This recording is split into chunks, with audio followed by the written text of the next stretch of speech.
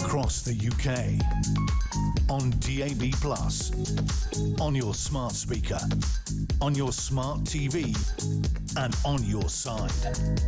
This is Talk.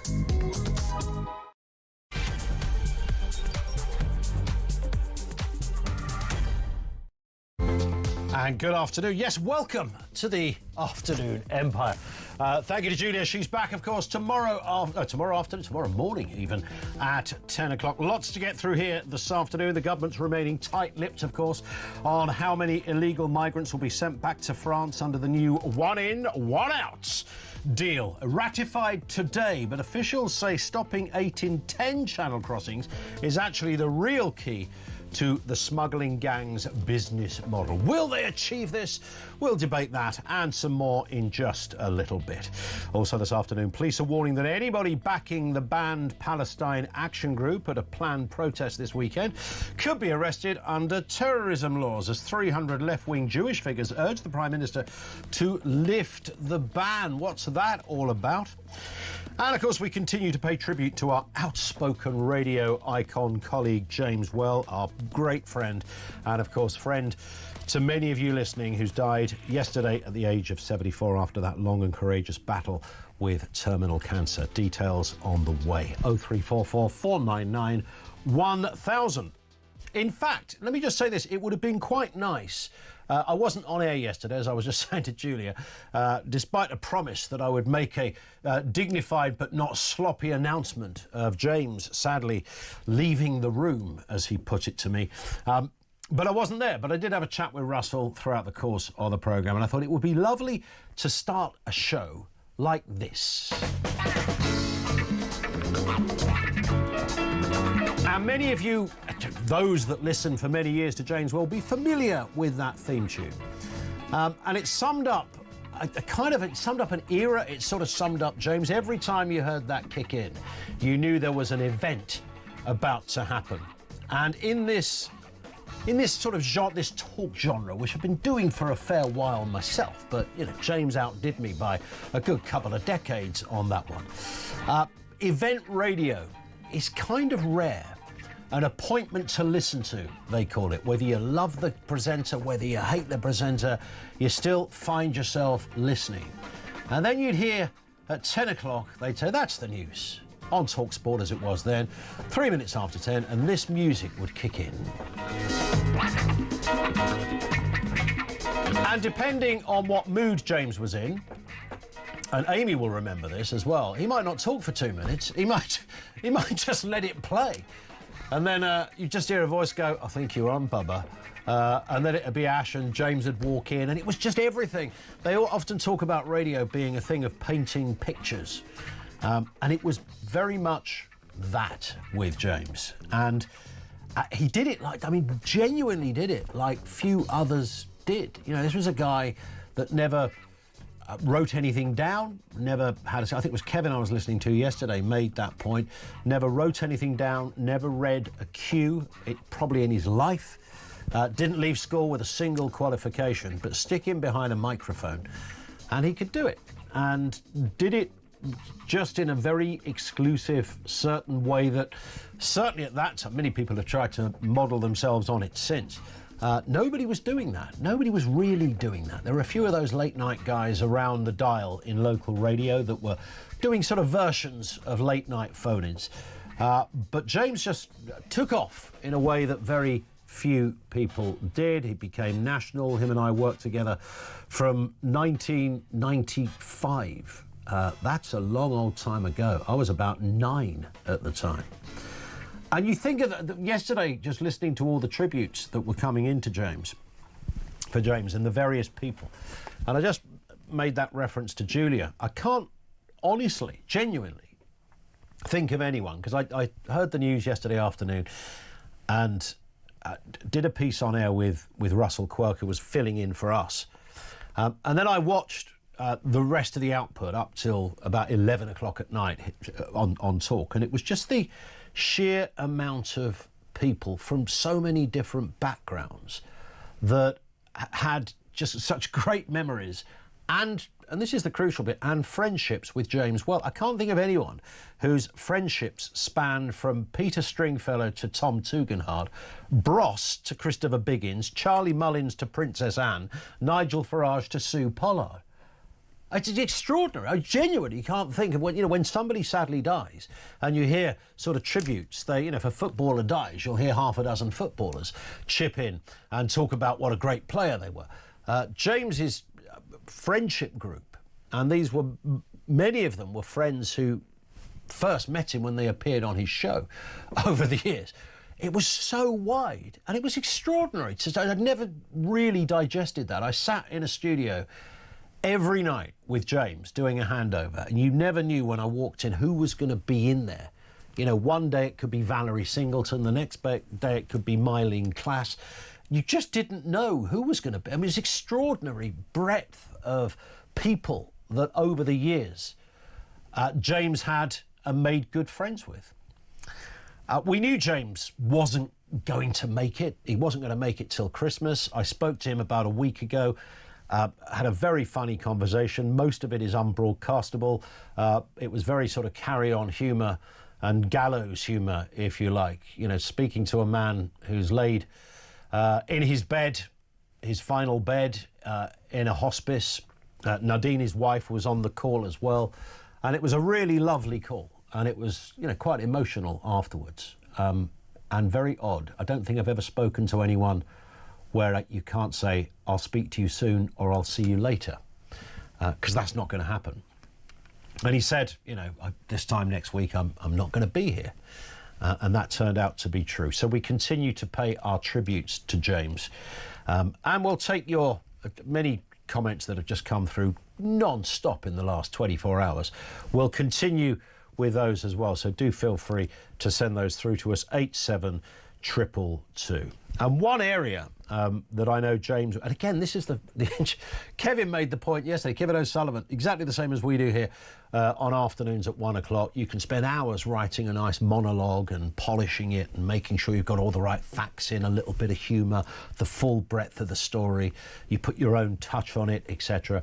And James never did any of that. He just came on, and whatever was on his mind. I remember in the newsroom he'd go, I think I'm going to talk about this tonight. Or he'd go, I think, well, how do you not know? How do you not know? How do you not know? You're on air in 5 minutes, James. But one thing you would definitely have talked about is the amazing news today that the government have finally solved the Channel migrant crossings. Keir Starmer has played a blinder, and every migrant arriving by boat will be immediately sent back to France. That dynamic duo of Keir Starmer and Yvette Cooper, Kieran Cooper, surely that's an Edinburgh Fringe show, have played the absolute chip of all political chips. Job done. Well, not really. That was the idea. One in, one out. It's an extraordinary system they've got up and running. Yvette Cooper, the Home Secretary, can't actually say, in fact, she completely declined to put a figure on how many migrants will be returned to France under this new scheme that starts today. So they will assess the certain migrant, they will assess migrants that come over and decide and decree that person and that person have no case to be here. I don't know how they can do it this quick now, but couldn't do it that quick before. Isn't that a little weird? They're going to be able to go, yeah, this migrant should not come. So they'll be sent back to France, and in exchange, it's like an exchange thing. Think of student exchanges. They're going to send a nice migrant who is completely legit over to this country as one in, one out. That's how it's going to work. So they won't put a number on this. It's going to take a couple of weeks to work out how well it's working. Although, as I said at the beginning, they've worked out to smash the gang's business model, you'd have to be getting rid of 8 in 10 Channel migrants to make the difference.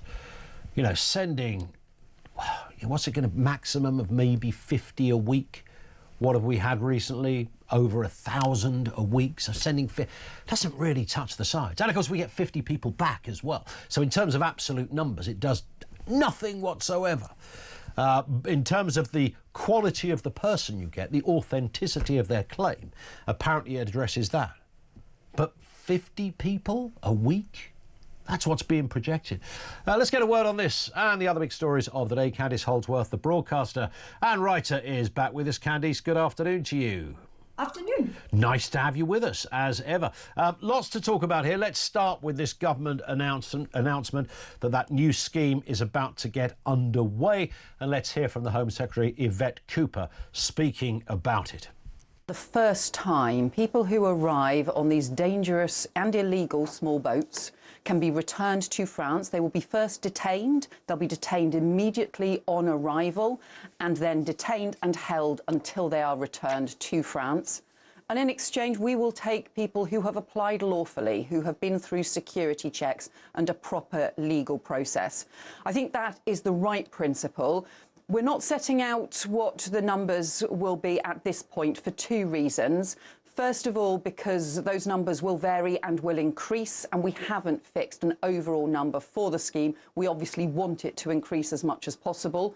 But also, secondly, because we're not going to provide operational information about which numbers, which days that the criminal gangs will then simply use in order to continue to ply their vile trade in human beings. And there's a lot of garbage in that, Candice. I mean, it doesn't really say, we don't want to, we want to get the numbers as high as we can. So, really? Well, they've never done that before. But suddenly, apparently, one in, one out is the way forward. I mean, it just sounds weak to me. I don't think that this is a strong enough deterrent. I think the migrants still know that they can come to either Britain or France. I mean, that's, Rwanda is a very strong deterrent. People don't want to go there. But if you can't get into Britain, probably France is a good second. Also, I don't think that this is a good deal for Britain, and I think this is why France agreed the deal so readily. It basically means we get the migrants they don't want. So they get out of this than we do. And the Rwanda scheme, at least the Rwandans were very generously compensated for taking asylum seekers that we didn't want and sending them there. So it was a good deal for them, and it worked out well. But for us, we don't get that. This is once again, I think, the Labour government failing to understand incentives. They don't understand incentives. And listening to Yvette Cooper talk, once again, they never talk about the migrants themselves. They always just talk about the human traffickers. They only ever look at one side of the equation. Only one side is, for them, evil and wrong and bad. What they don't look at is the fact that, the migrants, they have to be managed as well. But I just don't think people in Labour, I don't think philosophically or where they come from in terms of their attitude to asylum or refugees, they can do that. I mean, you look at Greece now. So Greece immigration minister has now decided to take a very hard line and has suspended all asylum. So anyone who arrives in Greece now, they will be immediately deported because their attitude is the asylum system, Europe's asylum system, is just a draw in and of itself. And they have decided they're going to put their absolute national interests first. They're not going to allow their tourism industry to be affected, and they are in violation of international law, they are, but they're just going to put themselves first on this. And I think that's what many people here, especially in those sort of human rights labour circles, fail to appreciate, that the asylum system as a whole is a big draw. 100%. I mean, that's the one thing, the only thing I think Emmanuel Macron's ever said that echoed when he talked about the pull factor. You've got to get rid of the pull factor. And the pull factor in this country is absolutely huge. I mean, it's massive. There's no one with a brain that could dispute that. It's interesting you mentioned Rwanda as well, Candice, because Rwanda has now agreed to take up to 250 migrants from the United States. I mean, they're up and running and ready to accept people. We had the system that had already cost several millions of pounds and counting. It could have been a deterrent. Of course, we will never find out because they scrapped it. And typically, this government, this Labour government, had no, almost zero idea of what to replace it with other than this daft mantra of smash the gangs, which has now led to this sort of curious nonsensical, mathematically illiterate idea of one in, one out, and apparently that's going to begin to solve the problem. And then Yvette Cooper, in that clip we played, has the audacity to say, we'd like that number to be as high as possible, which suggests so you do want to get rid of people that shouldn't be here. Well, why don't you do something about it? Because you could do if you wanted to. The thing is, it's never about the amount of people you send to Rwanda or the amount of people you send to France. It's the amount of people who never make the journey in the first place because you have a strong enough deterrent. And I remember having a debate with someone about that, and she was talking about the Australian scheme, which the Rwanda scheme was based on, and which was very successful, where you do offshore processing. And she said, "Well, do you know how many people they actually sent over?" And I went, "How many?" She went, 7. And I was like, "But that number is irrelevant. It doesn't matter. Yeah. It's the amount of people who never come in the first place." And the fact of the matter is that Australian system was successful. The US is having enormous success doing it because they understand the incentives and that you need strong deterrence. And I mean, you've got all this accommodation in Rwanda that Britain has paid a huge amount of money to pay for, and now the US is going to use it. It was not a gimmick. I don't know why they called it a gimmick. It's not at all, and I don't know why we can't copy other successful models. But like I say, the reason for that is because I think that there are so many people on the left who honestly just think it's cruel. They think it's cruel, and because they think it's cruel, they can never tackle it. So the Australians were bad for doing it. The Americans for doing it, even though those two countries have shown how you can successfully solve this problem. 100%. Well, we're asking that question. Will Labour solve the Channel migrant crossing issue? 0344 499 1000. Our lines are open. Candy, stay with us. More to come. We'll continue to take your tributes as well to James Well. Naturally, why would we not? Donald Trump wading into the Sydney Sweeney ad debate. And what's going on with Palestine action? Could be mass arrests this weekend. Details to come. Keep it here. This is Talk.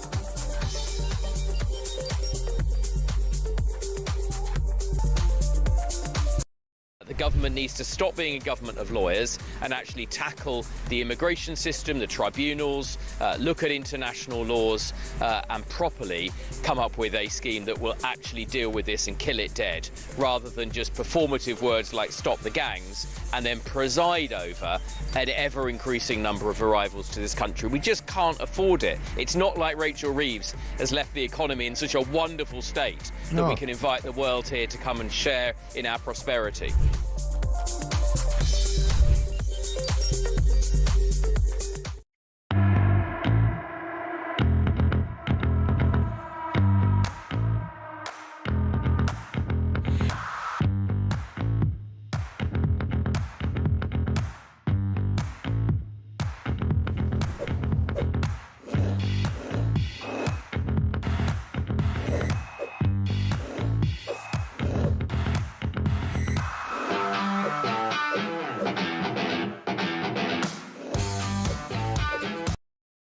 Across the UK, on DAB+, on your smart speaker, on your smart TV, and on your side.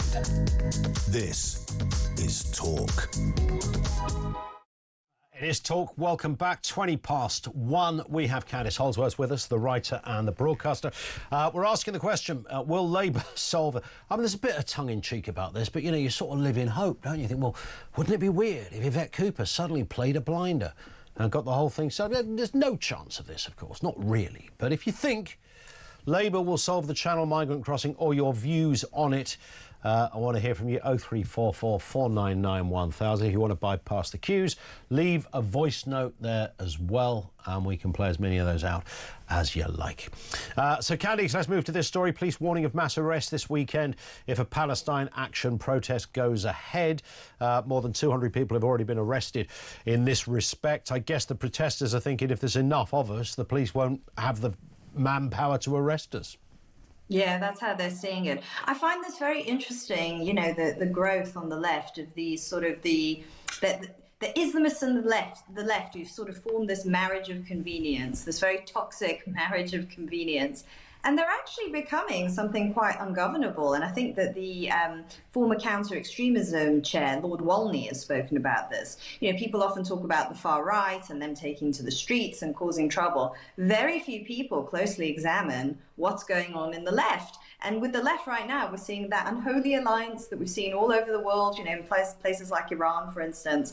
And they are very happy to do things that I think most people would look at as very, very, very extreme. I mean, I don't think we've seen this sort of stuff since maybe the early 2000s, you know, when you saw the sort of radical preachers, and no one really understood how to deal with them because, I mean, free speech is such an institution, or at least it was at one point, and these people are never stupid enough to directly incite anything or anything like that. But they sort of follow a kind of a pattern that makes you think, something's not quite right about this. And a sort of discerning person can look at it and think, not quite right. Well, you'd think so. You'd think so. We will continue, of course, to update over the coming days as to how that pans out. But you could be arrested if you go there to support that particular group, because it is a prescribed group and therefore illegal to support it. Let's move to this story, slightly lighter story, I suppose. This is this big debate.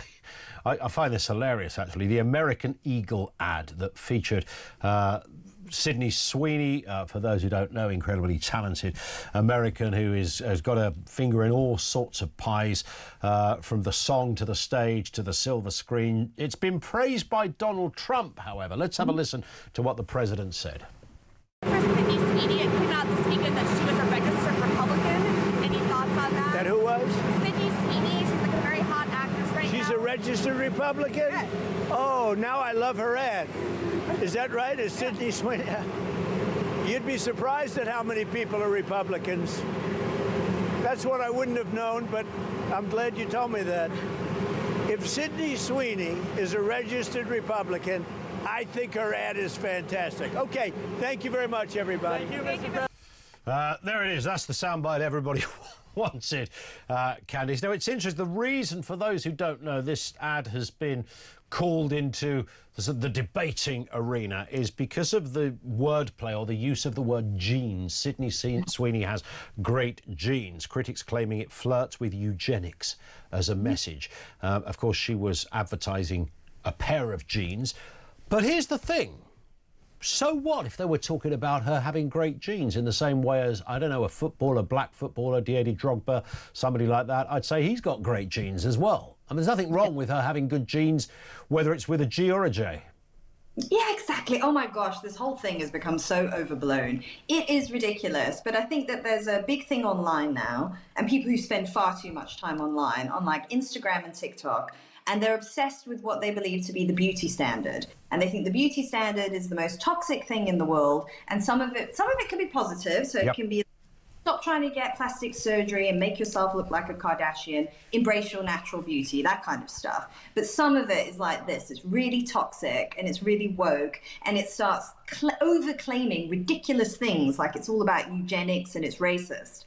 I think the thing that they've missed, and a lot of them have missed, is Sydney Sweeney is really pretty, but it's actually what is quite refreshing about her. It's actually a very down-to-earth beauty. It's actually, she's very relatable. She's very girl next door. Whereas when I was young, it was all about like impossible standards of beauty. It was like the supermodels, you know, like the 0.001% of beauty. Whereas Sydney Sweeney, I think there's something like very refreshing about that. She's someone that you would know, you know, someone you'd recognize from school or like in your friendship circle. It's beauty that I think really, really, really down to earth. I don't some like Aryan ideal.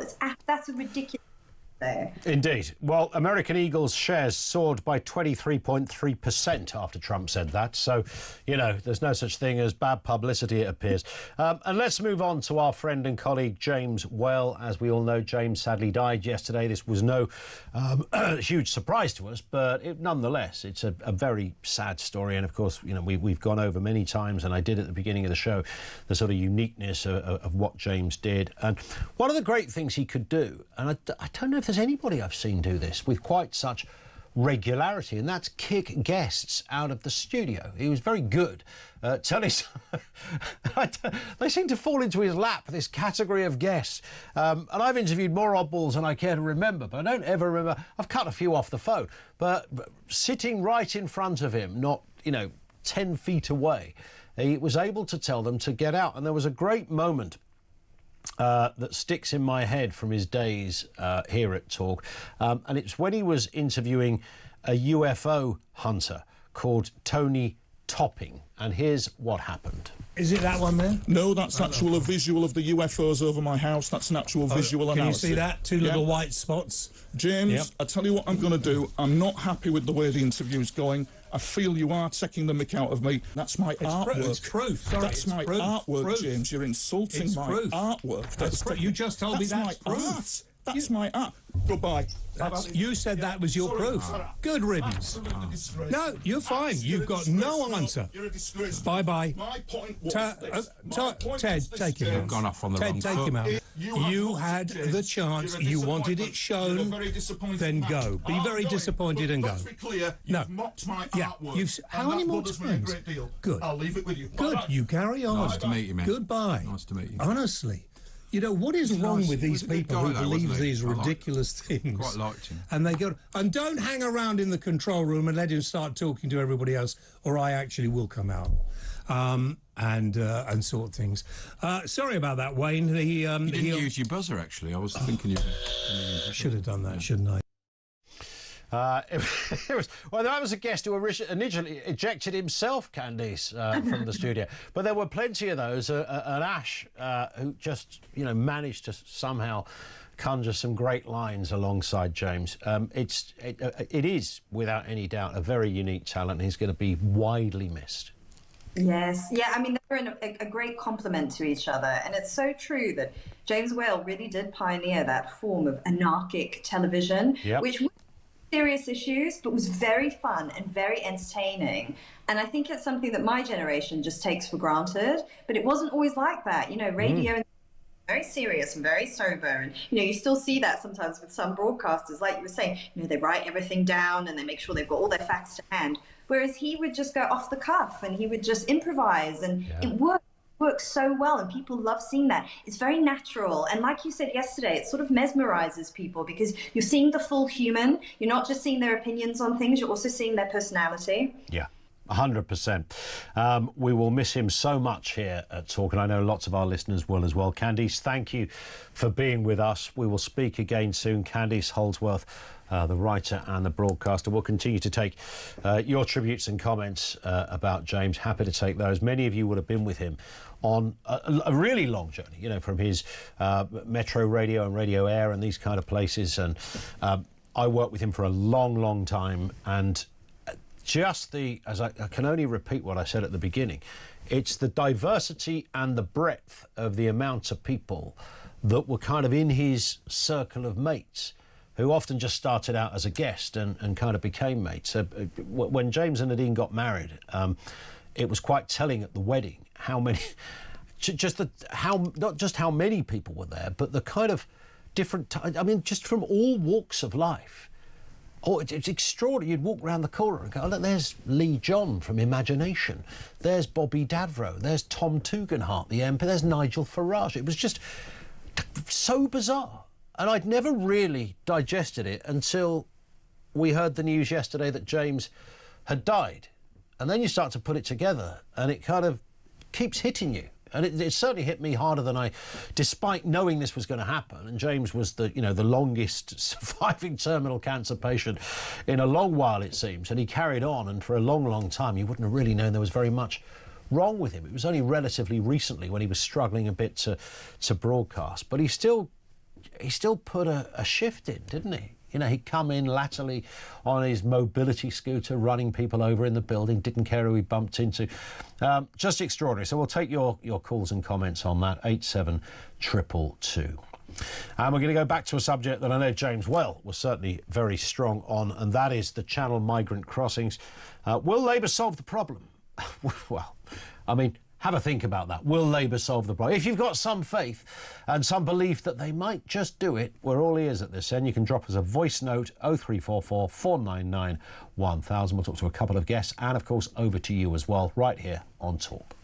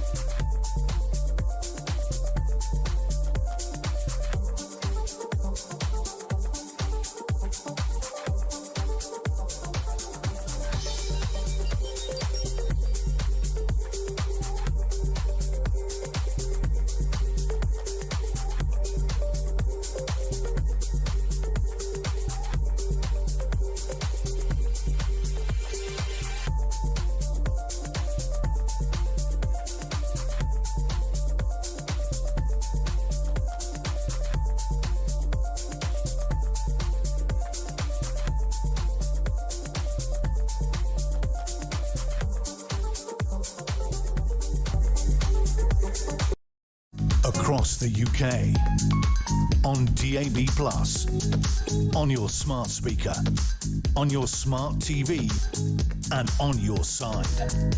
This is Talk. 2522 on Talk. Yvette Cooper will not say how many migrants will be sent back to France under Labour's new one-in, one-out scheme. More than 25,000 have crossed the Channel this year. Of course, that's up nearly 50%, despite Keir Starmer's promises to stop them. Senior officials say Britain and France must stop 8 in 10 crossings in order to break the smugglers' business model. But only 5% will be deported. I mean, this doesn't... The numbers don't seem to add up. It seems mathematically illiterate. In a moment, we'll speak to Ivan Sampson, the immigration lawyer. First, Sarah Pochin, Reform UK Member of Parliament for Runcorn and Helsby. Sarah, good afternoon to you. It is one of those, I mean, we've been aware of this for some time. We knew it was coming in. Today is the big day. How hopeful are you that by the end of the summer, thousands of people would have been sent back to Emmanuel Macron's France? Well, I imagine, Ian, and hello, good afternoon, I should say, and thank you for having me on. But I imagine that my view is same as the majority of the rest of the British people now, and that is that this is more smoke and mirrors. It's more weak suggestions from the Labour government, and clearly nothing is going to happen. So the one in, one out, how ridiculous. We've got 800, 900 arriving on a calm day. They're saying that possibly 50 will be returned each week, possibly. That's their target. I mean, this is insane, Ian. You know, this nonsense that they're chatting, basically. And as for the, we need to smash 8 out of 10 gangs to make a difference. We shouldn't be smashing the gangs. The gang culture, that organised crime, is never going to be something that we can stop from this side of the Channel. The only way to stop this whole situation, in my view, is that we stop the benefits that they get when they're here. So there is no 5-star hotel accommodation in the middle of Canary Wharf or the middle of Manchester or the middle of anywhere else, for that matter. They do not set foot on our soil. We stop the free phones, and we all know the list now, don't we? The free driving licenses, the tickets to the cinema, whatever else they're getting, the free food, the free clothes, all of that needs to stop. France put them in tents.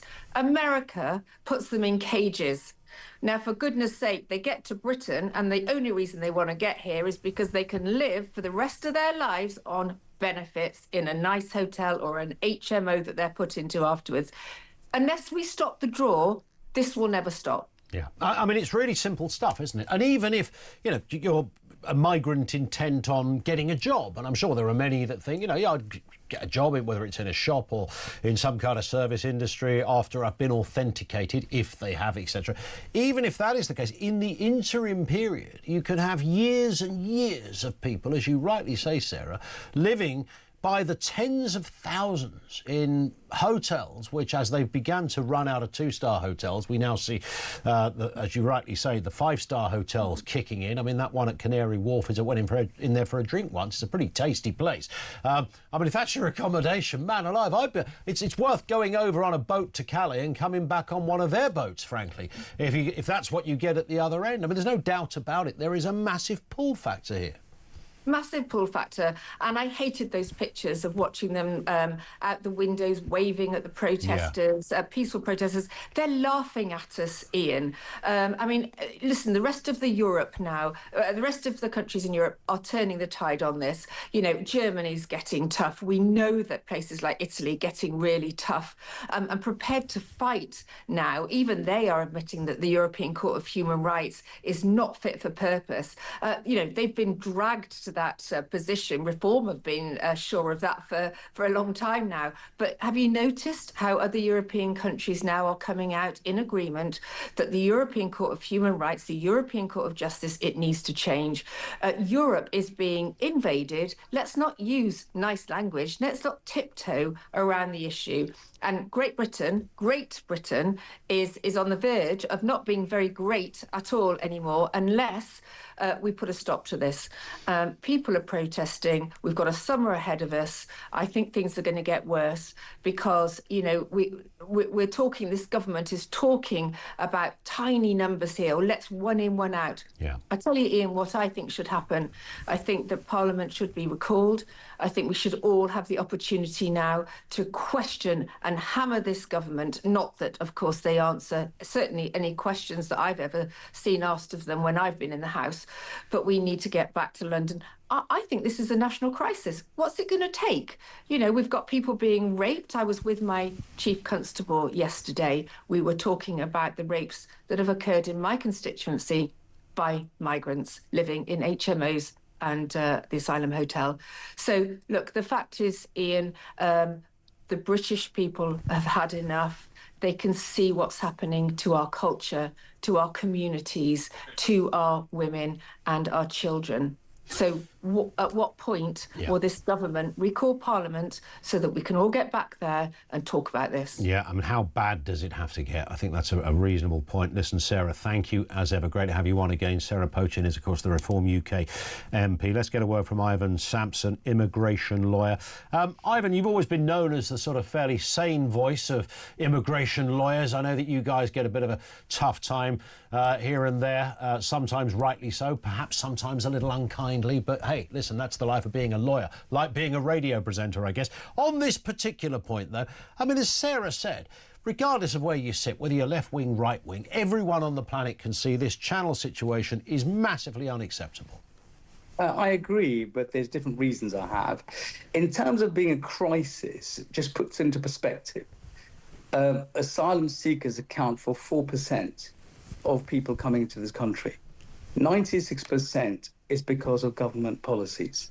That's the first thing. So, but I agree. You're talking about channel migrants here? Yes, channel migrants. Okay. They only account for 4%. Yeah. The other 96% are coming here legally, and that's because of government policies. Now, so let's just understand that first. But the minority can be, you know, every issue across our history that has been a problem or a dark part of history has often involved a minority. And I don't mean an ethnic minority, I mean a small group of people. No, I hear and I understand people's frustration, especially if you're on a low income, if you're unemployed, if you're living in not great housing, and you see people being put up in four-star hotels. It must really get under people's skin. But it doesn't matter where you live, though, does it? I mean, anyone can see that 50,000 people coming into a country on an annual basis is clear. I mean, whether it's cultural assimilation, whether it's the economic issue, whether it's about safety, whatever the issue is, it's completely unacceptable. It's that group that is the big area of the discussion, right? Even if it's not the majority of people that make up so-called immigrants. Well, the most important thing is that we're not securing our borders. At the moment, it's determined by the weather. And that's not the government's role, is to make sure our borders are secure, and they're not doing that. This new policy does, to a limited extent, it restores some sort of order in the sense that the government are trying to get back in control of who can come and who can't. A limited deterrent, I understand, but this scheme runs till June 2026 next year. Yeah. It's a pilot scheme. You'll note that the Home Secretary never gave numbers, because I think it'll be the very first person that gets removed may have legal challenges to that removal. Well, that's going to be it, isn't it? Is that going to be somebody like you, Ivan, that pitches up and says, no, you can't remove this person? No, it won't be me. I don't have a single legal aid or asylum seeker client.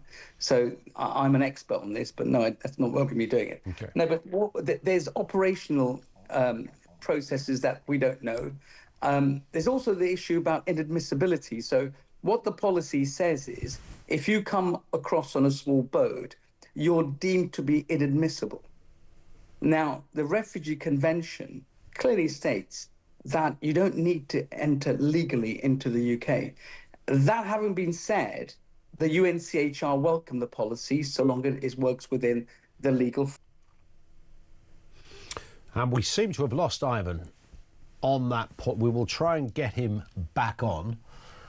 In the meantime, let me just read some comments from you. Debbie says, why don't the EU bring charges against Britain, giving all these luxuries to migrants, because this is causing the problem across the continent?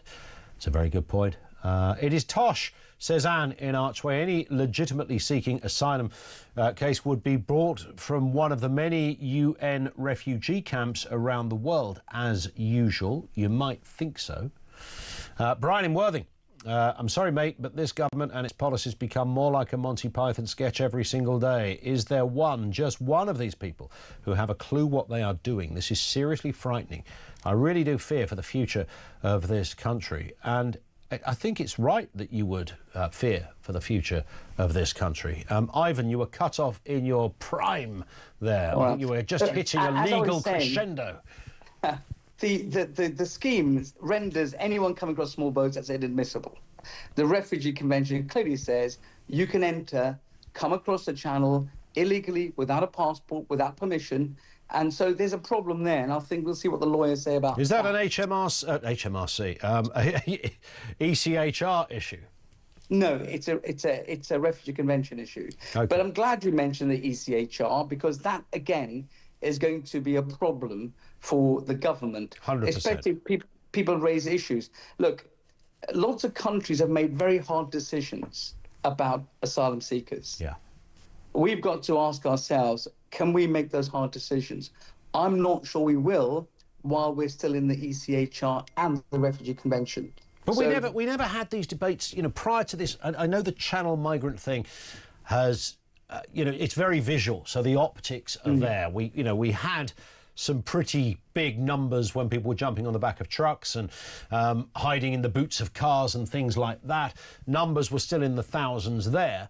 Yes, it made the news, but it didn't quite make the same sort of level of debate. I think what seems to have happened here, Ivan, is that we've just seen governments wash their hands of this and not cite or understand the issues. And even if you came at it from the economic angle, said, right, this particular form of migration, getting in a boat and coming, is costing us £6-7 million a day. I mean, right there is a very strong argument to stop it. You can get into cultural assimilation. We can get into whether criminality changes if some of these people enter a certain... You can get into all of that. But predominantly, just the economic argument is one of the most powerful. We can't afford it. The problem really started when we left the EU. You'll note that we didn't have this issue before we left the European Union. And the reason was that within that framework of the EU, we could return people back to France if they should have claimed asylum in France in the first place. The minute we left the EU, and I think this was very poor on Boris Johnson's part for not thinking about this, they were so busy trying to get out of the treaty, they didn't really think about the implications on things like channel crossing. So after we left the EU, the smugglers realised that once you get to the UK, you can't be removed. And when they cottoned onto that, and they knew that people would pay thousands of pounds simply, and then there was also the issue of decisions. So they were taking many years to decide. So what they're selling is once you get to the UK government's not going to remove you. You can stay there a number of years before you get a decision, and you get paid while you're there. That's a lot better for them than living in a war-torn country. So something that we need to think about. This returns policy is, I welcome it. Why? Because it's been ratified by the EU member states and the EU Commission. Why does it take that for you to ratify it, though, Ivan? Why would you not just take the word of a politician and a party that say, actually, this is just unacceptable? It's unacceptable on every level. So if you come here, you will be sent back. We'll find a way of doing it. You will be sent back. I mean, this is not. I mean, the idea that everybody is escaping a war-torn, tyrannical regime, we know is not true anymore. I mean, that myth has been busted long ago, right? Well, I disagree with that. 50% of people coming across the channel are accepted by the Home Office. I had no doubt that the current system accepts them, but we also know there was a point where a disproportionate amount of people were Albanian, for goodness sake. Even Iranian. We're not at war with Iran. I mean, that was initially the big number, pretty much exclusively from Iran to begin with. Well, look, the UNHCR itself tells us there's 18 million refugees out there, and 99.9% will stay on the border of the country where they're fleeing from. That's a fact. But we have to accept our fair share. What that fair share is, that's yet to be determined by Parliament one day. But the point I was trying to make was this agreement is a cooperation with the EU.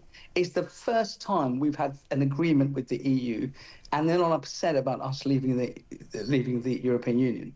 And I think if the pilot works, it may well be extended, but there'll be horse trading going on. And I'll tell you what they want. The EU want free movement back. That is what they want. And come next year, when they... So free movement to reduce the amount of migration, that's an oxymoron right there, isn't it? Well, that is what they want. They want some sort of free movement back. Whether that's a right to work, I don't know, but that is what the EU are after. And well, I'm pretty sure our politicians are aware of it. I'm sure. Yeah, I mean, I have no doubt that is exactly what some people, particularly in the EU, are looking at, and maybe some people here as well. Ivan, I've got to stop there for time. Thank you, Ivan Sampson, immigration lawyer, with us on the programme. So, yeah, it's a backdoor EU deal. I mean, I can believe that that's exactly where Starmer and Cooper would be agitating towards. Your thoughts on this? 0344 499 1000. Today is the day the new system, one in, one out, begins. Thoughts on that coming next.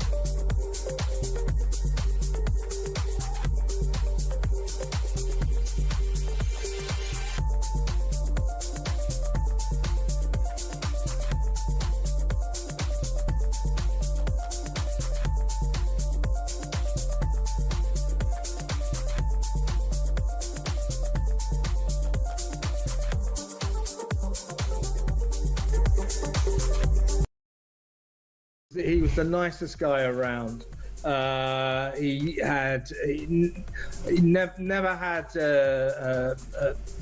never stopped to spare anybody time. Newcomers like yourself, he was always there to help. Me and him, we used to have a few rows on air sometimes. So he was a great friend. He was a good guy to young people in the industry, because I think he loved the industry as well. So we have lost a legend.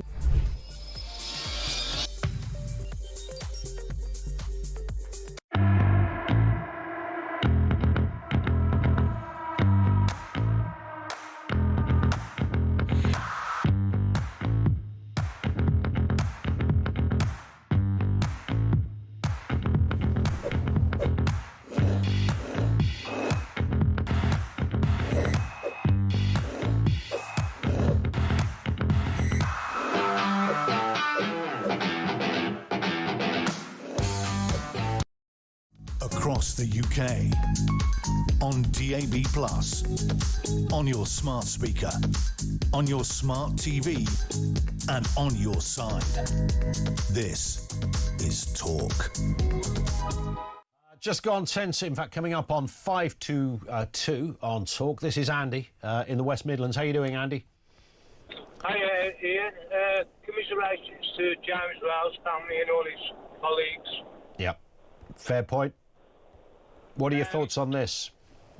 My thoughts are, I'm an army veteran, right? And these people coming in dump their documents. They dump the documents, they go into a tented village somewhere in Kent. Those that keep their documentation can go through the system and be returned or accepted as will. Yeah. My other point is, all these, veterans on the streets, living homeless, are used to regimentation the same as I was. And they need a will to live, basically. So why not offer them the job to work with Border Force Security and patrol this tented city, give them their regimentation back and help to solve this problem? I know ECHR and all the rest of it would kick up against it, and the lawyers and whatnot, but if they're coming in undocumented, then they have no right to be here anyway. Well, the lawyer just told us, you might have heard him, Andy, you don't need, if you're claiming asylum, then you're allowed to get here any way you like without a single piece of identity. Now, that might be the letter of the law, because the theory is you've just run away from a madman wanting to kill you and your family. The last thing you stop for is your passport, so off you go. But it's whether we believe that that represents people coming across the channel. I certainly don't. Do you? No. I mean, they must have had documentation to get through some of the countries they've got through to get to Britain. Well, or did that? I don't know. Yeah, I have no idea. But you're right. I mean, you're absolutely right. It's the fact that we have kind of rolled over on this basis. I mean, Ivan, the lawyer, said, well, 50% turn out to be legit. Well, that's legit based on the story they have given to Border Force. And it's not representative of journalists that have been on the ground at the coalface of this and spoken to those people. They're not even claiming, when asked off the record what their backstory is. They'll normally say, I want to get to England because that's where I want to start my new life. And who wouldn't, when you've been put up in four-star hotels and all the rest? Indeed, and when the hotel's gone, you'll be put up somewhere else, right? I mean, you're not going to be, you definitely won't be made homeless, and that's a fact. Listen, Andy, I've got to move for no other reason than time, and your line isn't particularly, it's breaking up on us, but thank you for that. That's Andy. This is Anne in Newcastle. What have you got for us, Anne? Good afternoon to you. Hi, good afternoon. I was actually sitting having lunch with my 11-year-old grandson, and when you were discussing the one in, one out situation, now he suddenly stopped eating and looked at me and went, one in, one out. So how's that going to work? Yeah. Now, Kia, an 11-year-old boy eating pizza and chips has just sussed you out. So I think it's about time. Good old Nan, pizza and chips, eh? Right. You've got to get back together again and have a chat. It's like, I mean, you learn it. My 7-year-old Anne could work out that if you have 1,000 people and you get rid of 1,000 people, but you then replace them with another 1,000 people, how many people have you got rid of? And the answer is none. Can I just say, you've just had the same conversation with me as my grandson had with me for the rest of our food.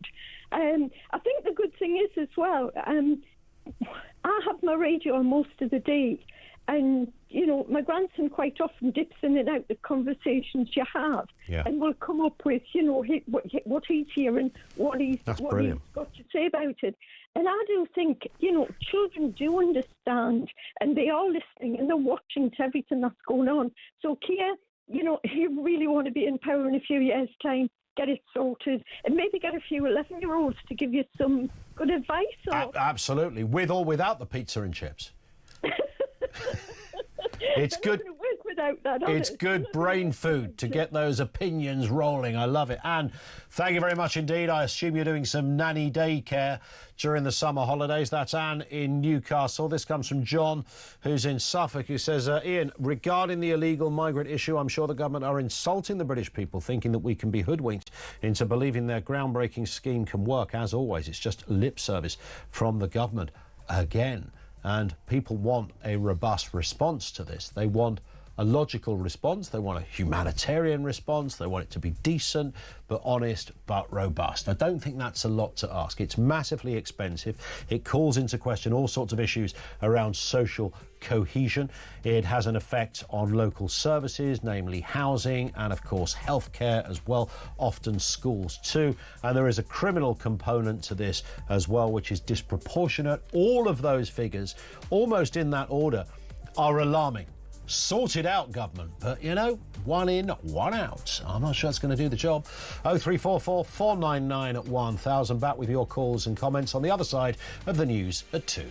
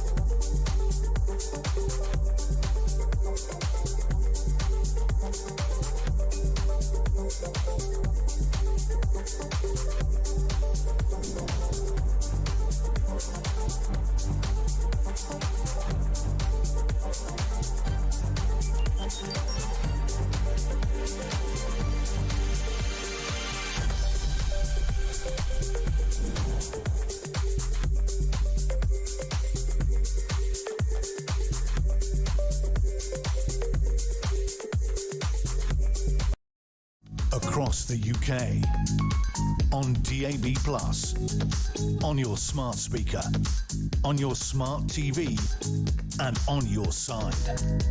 This is Talk.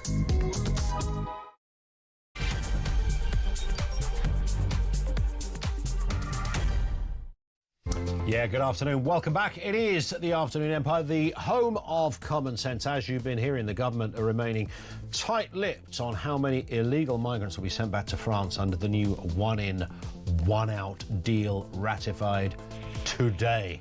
Remember the day, 5th of August, when everything changed. Or did it? Officials say, however, that stopping 8 in 10 channel crossings is really the only key to smashing the smuggling gang's business models. If you don't hit those targets, this won't even touch the sites. Will Labour solve the channel migrant crossing issue? 0344 499 1000.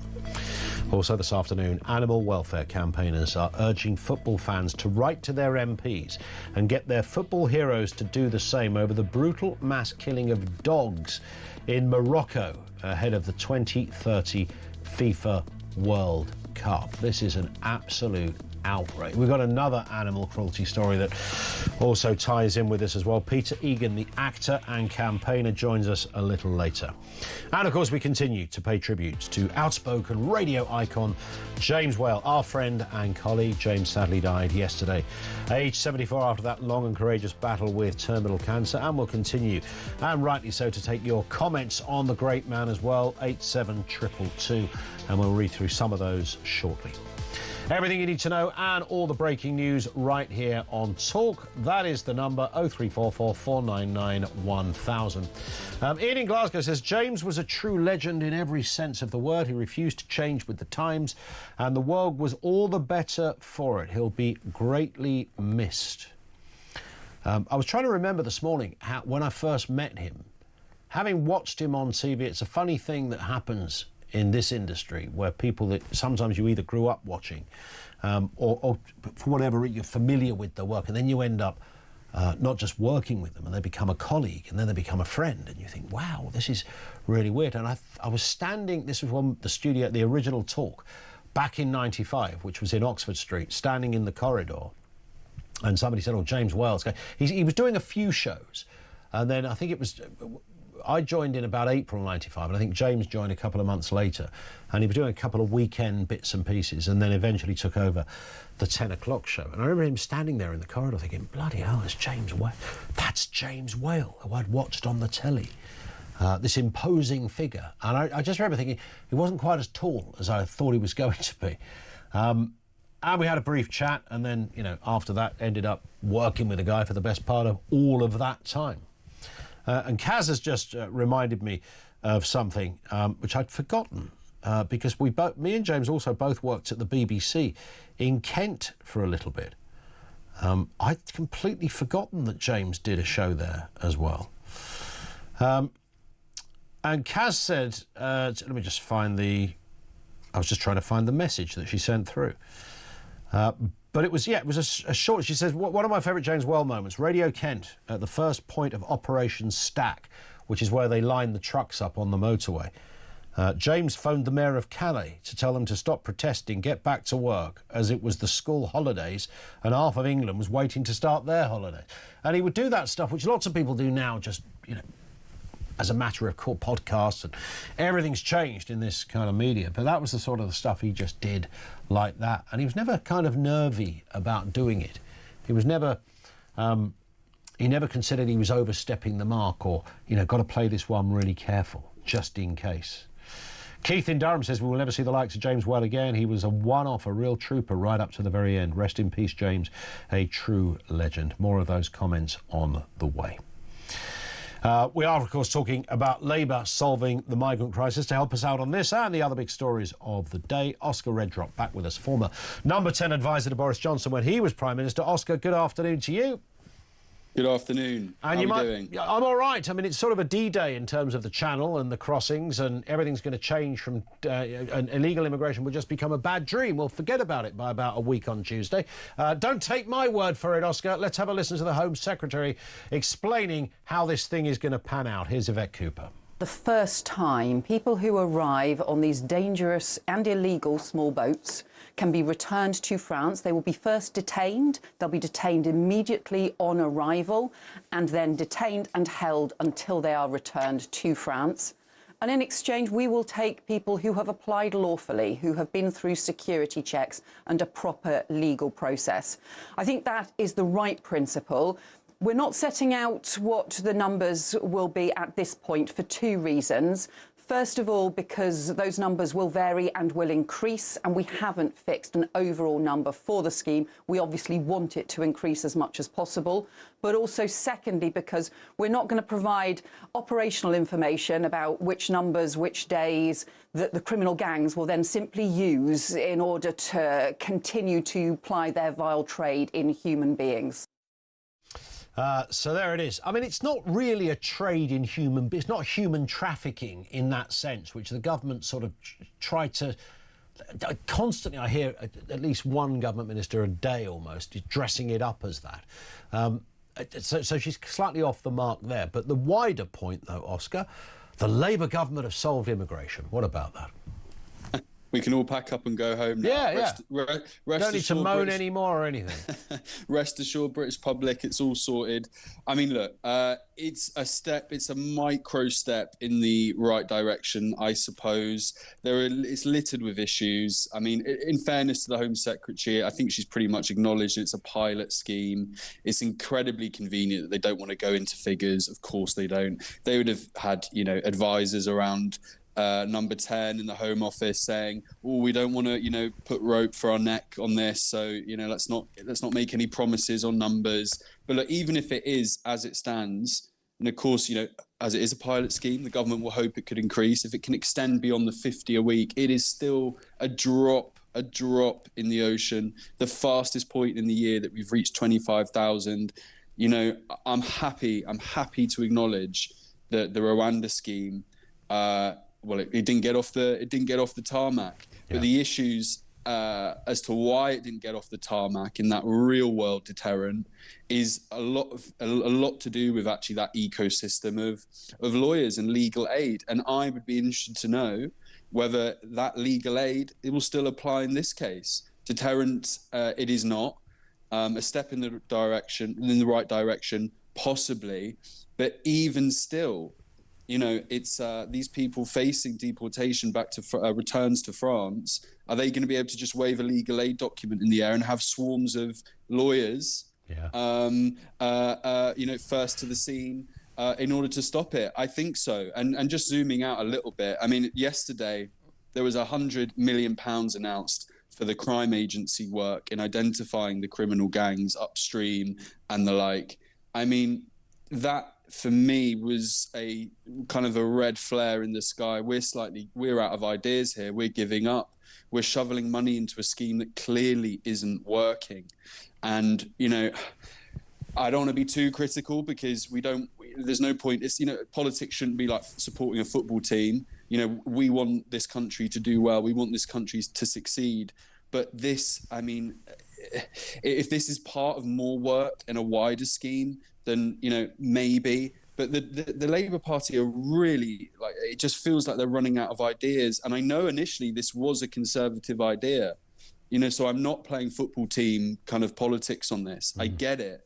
But unless you have a real world deterrent, and you address pull factors and you leave things like the ECHR, then this is just ultimately kind of window dressing. And you find yourself kind of almost in the rabbit hole when they're talking about one in, one out, and smashing the gangs or stopping the boats and whatever it happens to be. And every now and again you have to take a step back, Oscar, and go, no, hang on a second, whoa, no, why are we looking for all these sort of flamboyant, ambitious reasons to try and we've got to do this scheme or this way, etc. We have 50,000 people coming into the country that shouldn't be coming into the country on an annual basis. That's got to stop, and it needs someone with to coin the phrase, and forgive me, the balls to do it.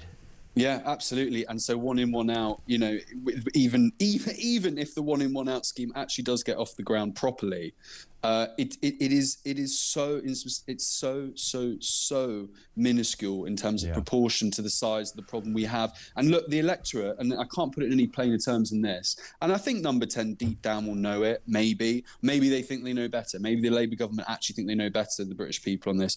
But whoever can solve, and obviously Labour have the advantage of being in the hot seat, whoever can solve this issue and actually put a stop to this, will win the next general election. It really is as simple as that. Yeah. And Labour have the advantage of having the tools at their disposal. Yep. But they are nowhere near it. Nowhere near it, Ian. They certainly aren't, and this is really not going to touch the sides, is it? I mean, if 50 people a week compared to 1,000 or more coming over deported, as I said at the beginning, that the business model of people hiring out these boats to transport those that desire to be here to come over, it must be based on a certain amount of what they would sort of call in business terms a bit of wastage. So if they lose 5% of it doesn't really matter to them, and it's not, they've been paid anyway. So I don't know kind of whether they seriously think that people waiting to get here are going to not take the risk because there's a sort of 1 in 500 chance they might get sent back. No, that's not going to happen. Absolutely not. And then because they're only going back across, could they try it again? Just as easily. Well, right, I mean, it's really interesting though if you look at the politics in a way of how Labour and particularly Keir Starmer see where he can identify solutions to problems. He believes in working within the existing structures. He is, he is part of the machine. He believes in working with those structures that already exist, that are already failing, and compromise. And I know maybe the tone of my voice is being uber critical, but I'm just trying to be as kind of objective as I can in a way, and doing deals with friends and kind of using that diplomacy, but that ain't working. And we need a government, and we need, as you put it, people with the balls, but we need people to think outside the existing structures and take those difficult decisions, leaving these existing structures like the ECHR, for example, and doing uncomfortable things in order to solve this problem. Yeah. And so if you're a number 10 and you're Keir Starmer, you look at your suite of options and how to solve this problem, and you go, is this uncomfortable? Is this actually going to require maybe a bulldozer to XY structure? Sure. If the answer's no, it's probably not going to work. Yeah, spot on. I think they must know that as well. They must sit there at a meeting and go, really? I mean, and then, of course, you've got the whole lawyer thing of coming forward. And even if you do, we spoke to an immigration lawyer earlier that said, don't be surprised if the first day they go, well, here's, migrant number 1, sort of migrant 0, as it were, who's going to be the first person that's sent back. There's going to be a lawyer going, oh, hang on. I think you'll find that, and then we'll hear the stories. Yeah, which could really bring this, I mean, in some ways would make this scheme launched by the government completely counterproductive and politically damaging. Yeah. Because if you acknowledge, okay, fine, this is a micro step, but it's a micro step in the right direction. If you can't even make that micro step work, politically, it would be better off to have never done it. Yeah. Because the noise that will make will be so much louder than achieving that micro step. 100%. Let's move to this story. Again, to do with the Home Office, Yvette Cooper saying police should reveal suspects' nationality and asylum status to rebuild public trust after high-profile cases. This is really referenced the Nuneaton story of the 2 immigrants accused of raping a 12-year-old girl, and it was kept quiet, essentially. I said, well, let's not release too much information because otherwise we'll have pandemonium. We now know that these were people awaiting an asylum claim, and Yvette Cooper has now said we should be told someone's status. What do you say to that, Oscar? Yeah, I mean, that, again, just operating on the politics of it, that is the Labour government completely dancing to the tune of Nigel Farage's Reform Party. Yep. That is due to his lobbying and his pressure and his identifying the British public's need for that, need for more transparency on these things. So I think, in a Home Office, when they put out that statement and kind of nudging the police for further transparency more generally on these things, there would have been groans there. They would have gone, right, we've really been kicked into touch on this. We've really been pushed along on this once again by the Reform Party. But look, on the issue itself, of course it's correct and proper. When appropriate, we should absolutely, transparency is king in situations like this. And it does absolutely tap into, unfortunately, and I hope you don't mind me saying, you're a tiny bit older than me, a little bit. Yeah, a couple of weeks. Couple of weeks. but so maybe this has always been the case, but in my, from where I sit, the feeling out there amongst the British public that the state and government and those big institutions do not have their back and are not operating and performing with their issues and needs and wants at the forefront of their minds has never been kind of in such a bad place, I feel. Yeah. And so it's a sad state of affairs in a way, but that need for transparency is where we're at. Because there is there's a wider issue, isn't there, over the last few years? I know social media plays a part of this, but that sort of breakdown of the relationship between sort of state and citizens it's never been in the tatters it's currently in, and that has not just this subject, but it's got ramifications across all sorts of areas. Absolutely, and we always hear about trust in politicians all-time low. I mean, that probably has been going for decades and decades, but it's more than trust in politicians, I would say now. It's trust in institutions. It's trust in the things that are supposed to keep us safe and keep the structure and pillars of this society in which we live really solid and strong. And the British public, rightly or wrongly, in most cases probably rightly, don't feel the trust is in a really, really, really scary place, I fear. Yeah, I think you're right. Listen, Oscar, on that point, thank you, as ever, for your time. Oscar Redrop, former number 10 advisor on that point. That, to me, is, just thinking about it, because we raised it there with Oscar, the breakdown of the relationship between sort of people and state, and that lack of trust. And even as you see what is happening with kind of splinter parties, so you have on the left Jeremy Corbyn sort of beginning to branch out with something that may or may not take off, but I can see there will be a sizable chunk of left-wing thinkers who will go in that direction. And of course the Tories, originally scuppered by Reform, but now Reform getting potentially scuppered by Advance UK, and there's another one. So you've got Ben Habib's party, you've got Rupert Lowe.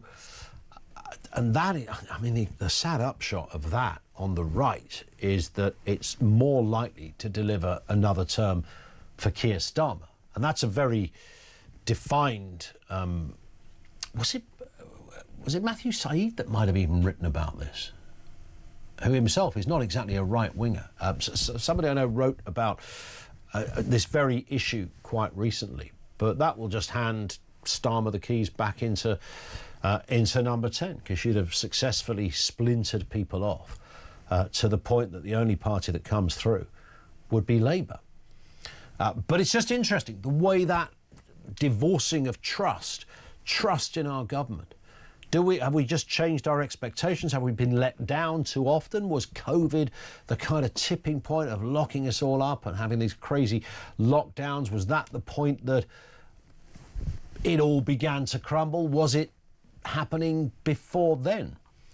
And then, of course, if you couple that, none of this would be quite so bad if you were living an existence that's reasonable and doable. But with everything flying through the roof in terms of prices, whether it's the energy cost of food, the petrol in your car, buying a car, it's all of those things as well. We're in a pretty tricky place, and at the moment there's no sort of sunny uplands looking us in the face where we can go, don't worry, this time next year we'll be sorted. There's no feel of that, there's no sense of that. Over to you, 0344 499 1000. This is Talk.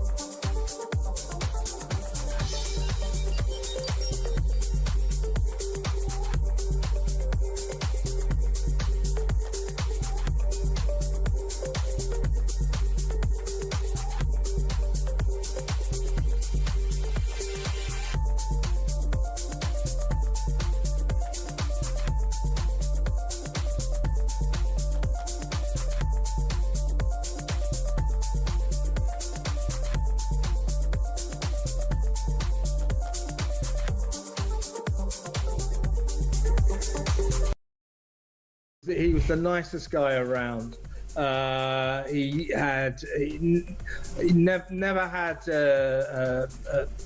He never stopped to spare anybody time. Newcomers like yourself, he was always there to help. Me and him, we used to have a few rows on air sometimes. So he was a great friend. He was a good guy to young people in the industry, because I think he loved the industry as well. So we have lost a legend.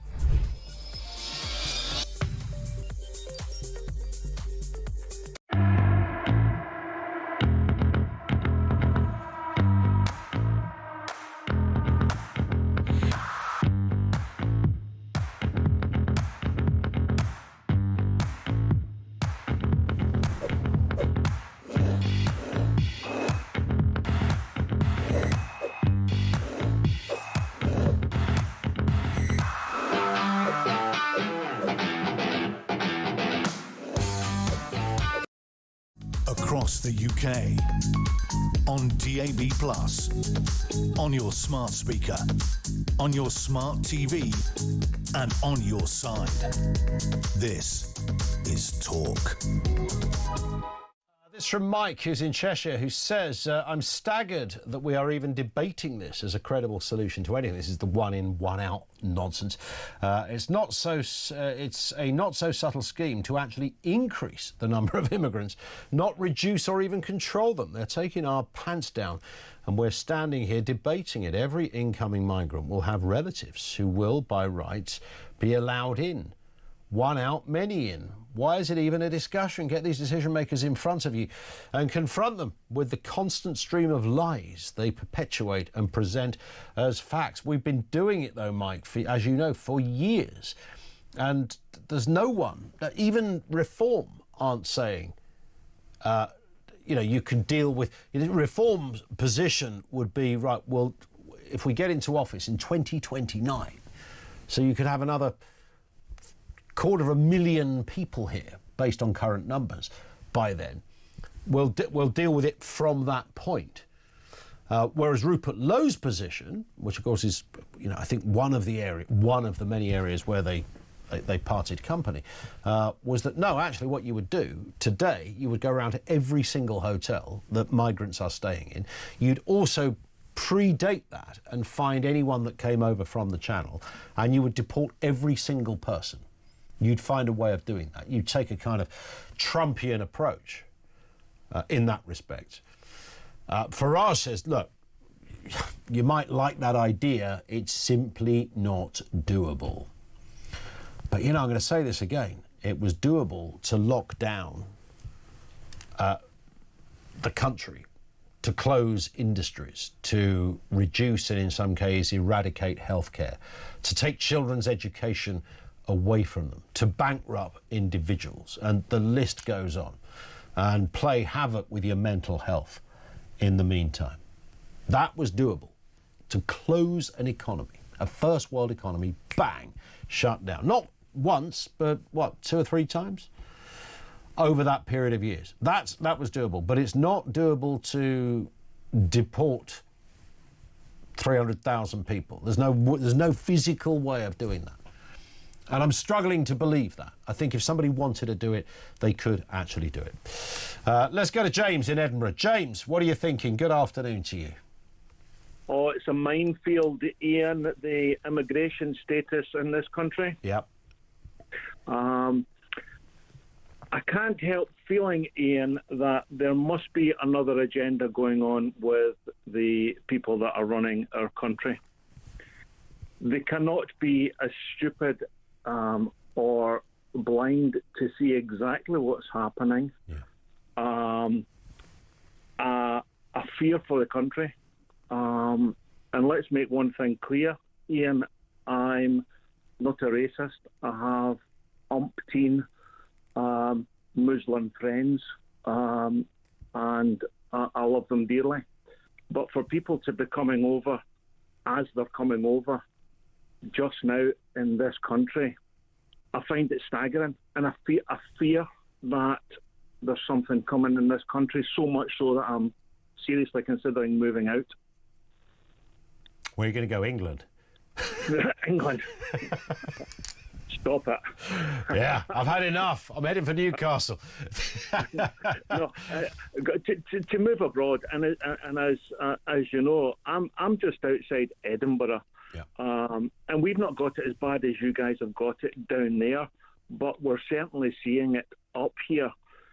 What I can't understand, and you've had some great solutions put forward this afternoon.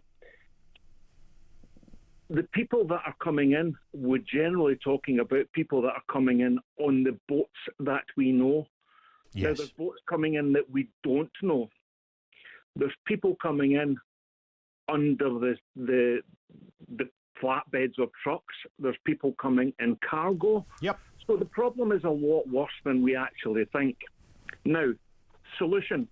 If these people, and I'd need some guidance from yourself on this, if these people are coming over here as economic migrants, because let's not brush up to say it's something else when it's not. They're coming here for a better life, for an easier life, and we're making it very easy for them. Yeah.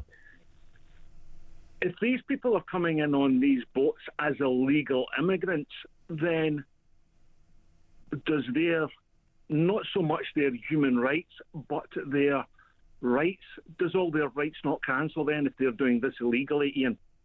Well, you'd think so. But the fact that, and this is the curious thing about all the sort of refugee agreements, the minute you claim asylum, you're not illegal.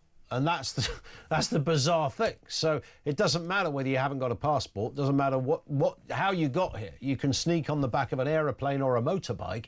If you claim asylum once you get here, then you cease to be illegal. And that's the bizarre kind of thing about it. Now, anyone who's involved in facilitating this situation knows that. They know that. So you're never going to be kicked out. And that's it's bananas, really. I mean, talk about systems that are open to abuse. I mean, there it is right there.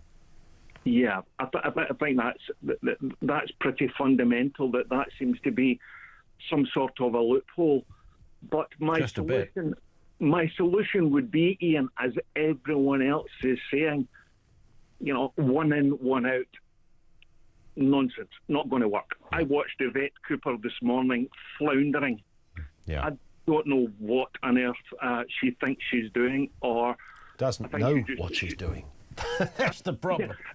Yeah, but who's telling her what to do? She's not making these policies up herself. No, of course she's not. She doesn't go home at night and go, "Oh, I've got to come up with a good idea, Ed. Any thoughts what it might be?" And then she goes to work the next day and goes, "Hey, look, what about this?" There's a whole team of people, the most legally qualified brains supposedly in the land who are coming up with this kind of stuff. And you do sort of wonder, but no one can quite get to the point where they go, actually, there is another way, and that's that we just simply make this completely illegal, regardless of any convention, regardless of what some refugee council says. On this form of travel to the UK, it will be illegal. James, I have to step in there on that point because we've hit the clock, but thank you.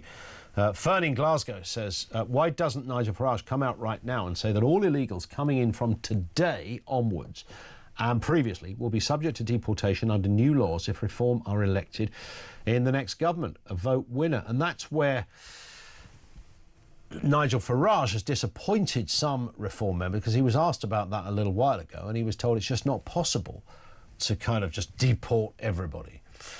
And in pragmatic terms, I don't dispute it would be an absolute, where do you send everybody? You can't send everybody back to France. Some people didn't even come via France. It would be very, very hard to do. But as I said a moment ago, a government managed to close down our country for a number of years, slightly on and off, but you take the point, for COVID. If a government can do that, they can do anything. And I said that at the time. Never again can a government utter the phrase, it's just too difficult to do, or it's not possible. Because we've seen the most seismic thing you can ever imagine happening in peacetime literally happened in our country, of closing down the United Kingdom. Closing it down. Just let it digest. We glide over that a little bit. Oh, yeah, that was lockdown. We did it. We got through it, blah, blah, blah. Just think about what that entailed and the implications of it. It doesn't get any bigger than that. If you can do that, you're not telling me you can't shift 30,000 moody migrants back to their country of origin. Seriously? Come on. 0344 499 1000. This is Talk.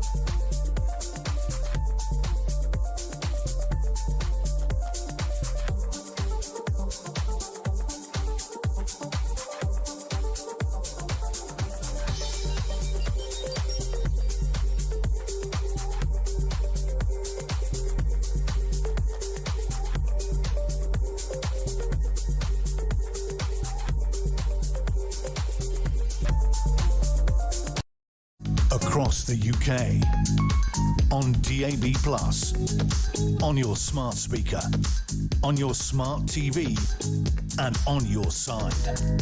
This is Talk. We'll come back to more of your calls and comments in just a little bit. I want to bring you this story. Animal welfare campaigners are urging football fans to write to their MPs over Morocco's brutal dog killings. This is ahead of the 2030 World Cup. Shocking footage shows dogs being poisoned and beaten in Moroccan host cities, sparking, understandably,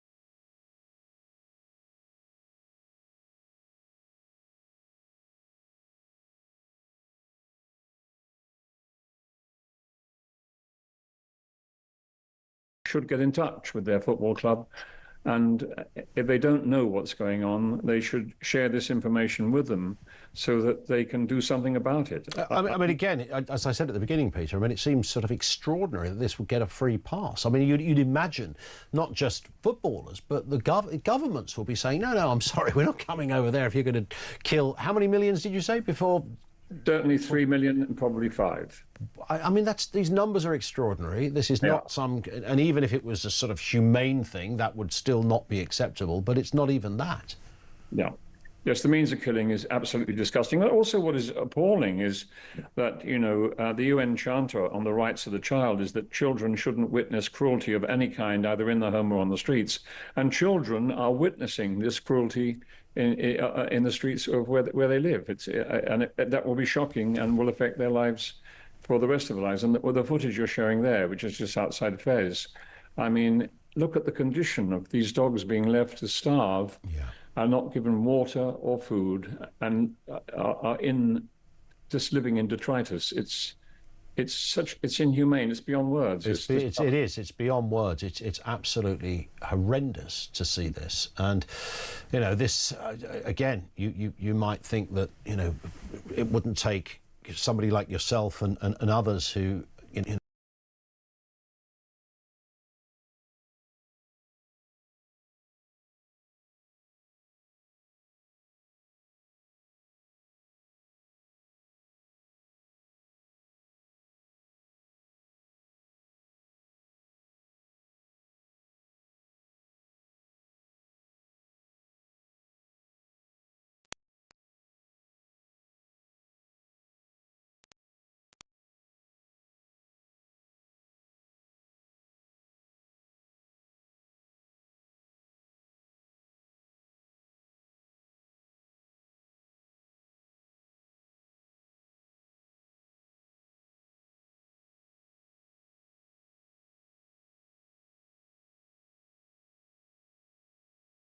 I did want to also discuss another story that, again, sort of transgresses the sort of area of reality, really, when I saw that there's a zoo in Denmark that is asking for people's unwanted pets to feed to some of the animals in the zoo.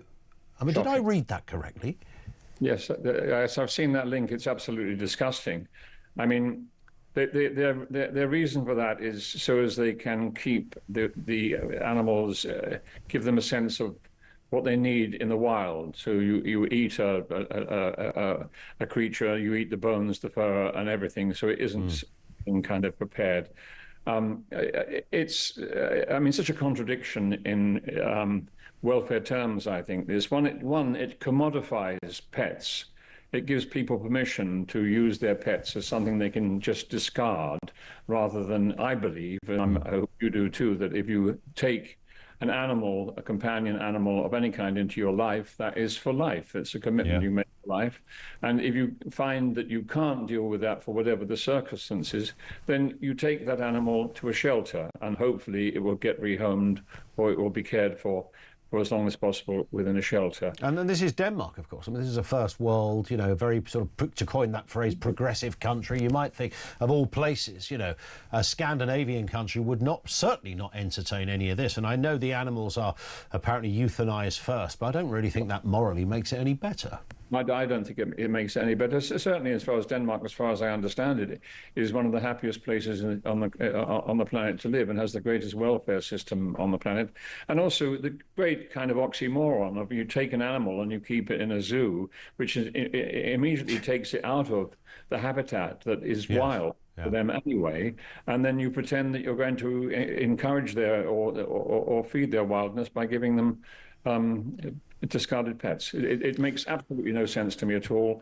I think it's absolutely appalling. I'm also sad, you know, I'm completely opposed to zoos. I'm very much for sanctuaries, but zoos are created for the entertainment of humans, at the expense of the freedom of the animal, and I'm completely against that. And just finally, back to our first story, Peter. What can people do if they actively want to, you know, encourage FIFA to step in and certainly strip Morocco of the tournament, all the while they're planning on killing millions of street dogs?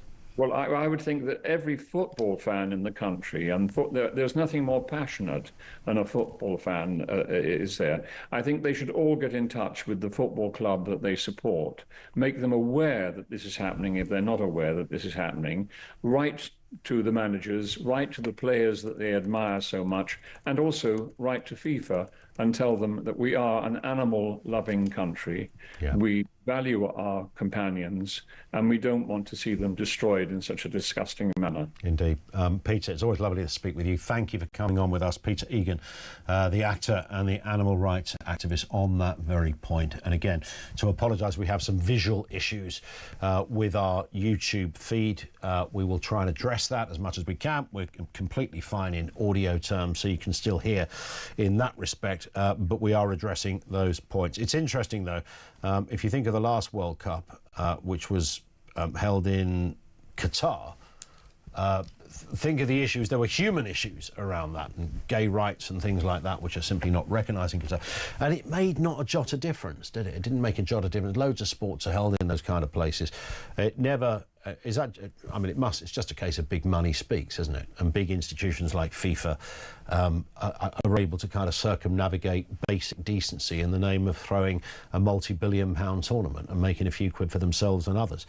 It's that simple. And if you can't get Qatar to recognise the very basics of human equality when it comes to somebody who happens to have the audacity to be gay, then I doubt whether the Moroccans are about, or FIFA are about to kind of in any way change their tune if it comes to a few manky old dogs being shot, poisoned or starved in the street. Although it's millions of them, as Peter Egan was telling us. 0344 499 1000. We are addressing technical issues. Keep it here. It is Talk.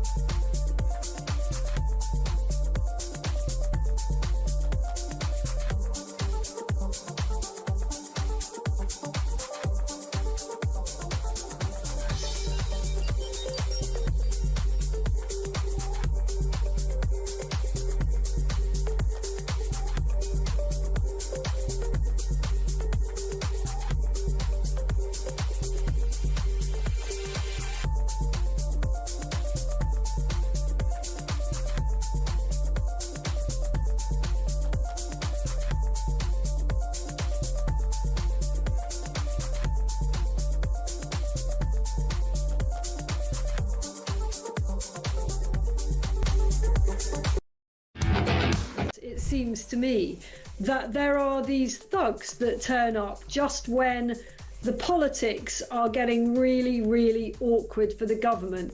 I mean, any government that isn't terrified of women and children turning out en masse to protest against something as sensitive as immigration policy is a government with its head in the sand, and I'm afraid actually that is probably what we've got.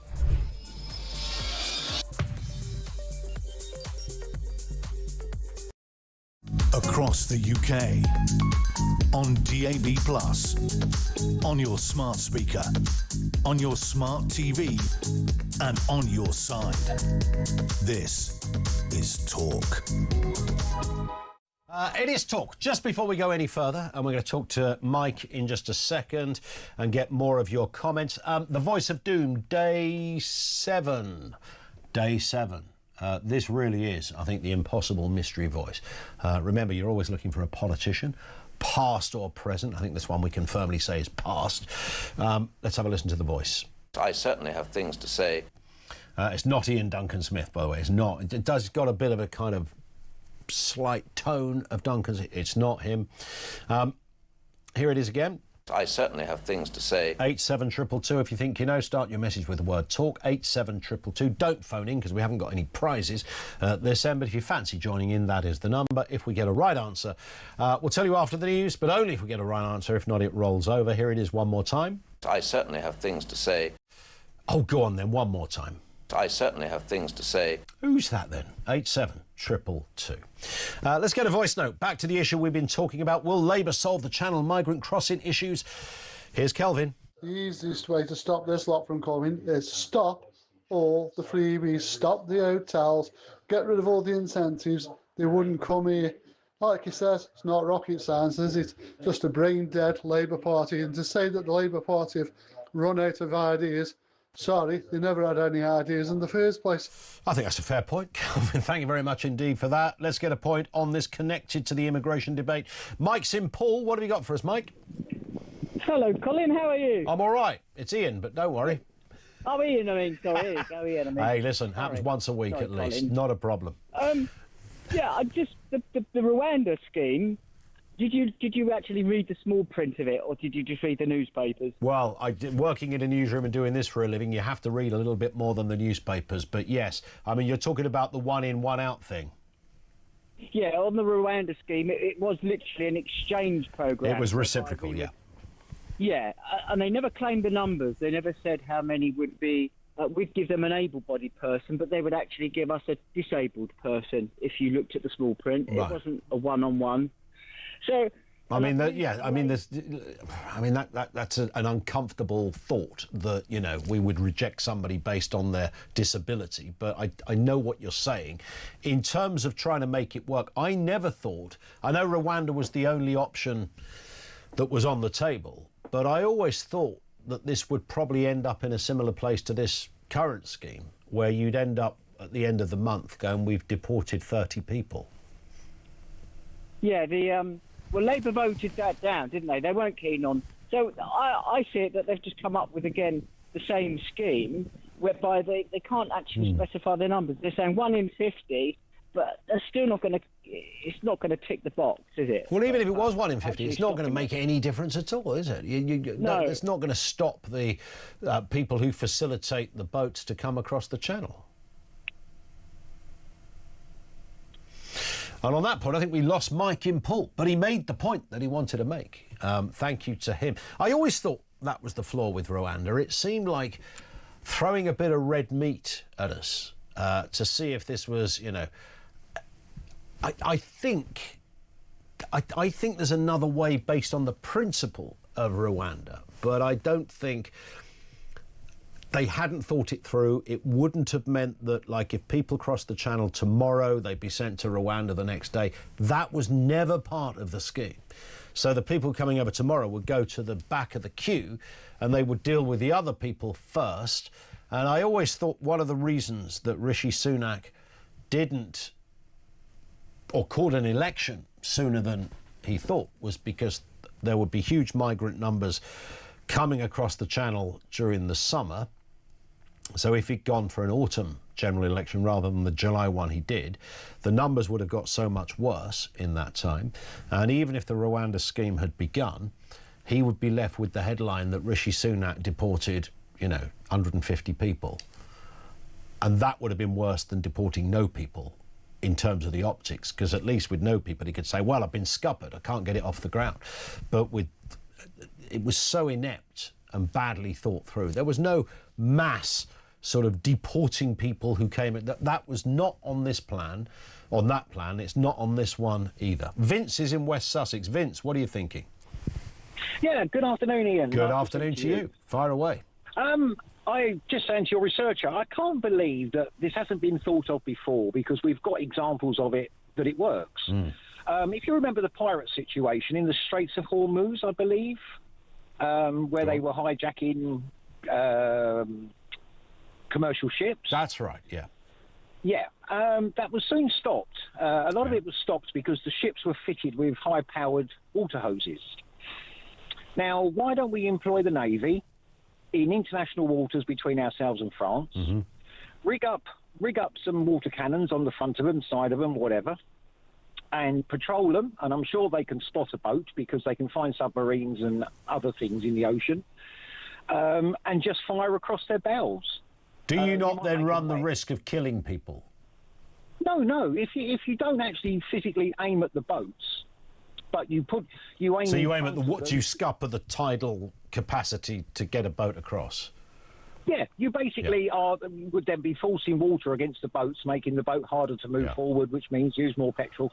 And I think after a couple of them turning round, they may be slightly wet, but I think that would be a hell of a deterrent with a couple of, I think they're called corvettes. They're small, high-speed boats to the Navy. Okay. Well, I think we got some boats. And I think it would act as a deterrent once word got around that the Navy is not going to let you pass. Isn't the... Yeah, I mean, that all sounds logical stuff, but this story is full of illogical decisions, right?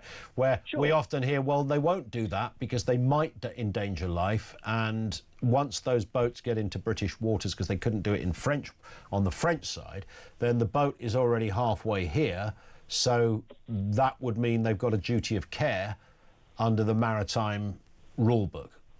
That seems to be the nonsense that we're dealing with. Yeah, and you're right. It is absolute nonsense because, as I say, I think it was the Straits of Hormuz on the Horn of Africa where pirates were trying to hijack commercial ships. Yeah. And I think you'll find we don't hear much of that now because with the various navies involved and the ships themselves being fitted with water cannons, it soon stopped them. It's to me, it's a deterrent. You know, I reckon probably if it happened 4 or 5 times maximum, that would probably be the end of it because word would soon get back.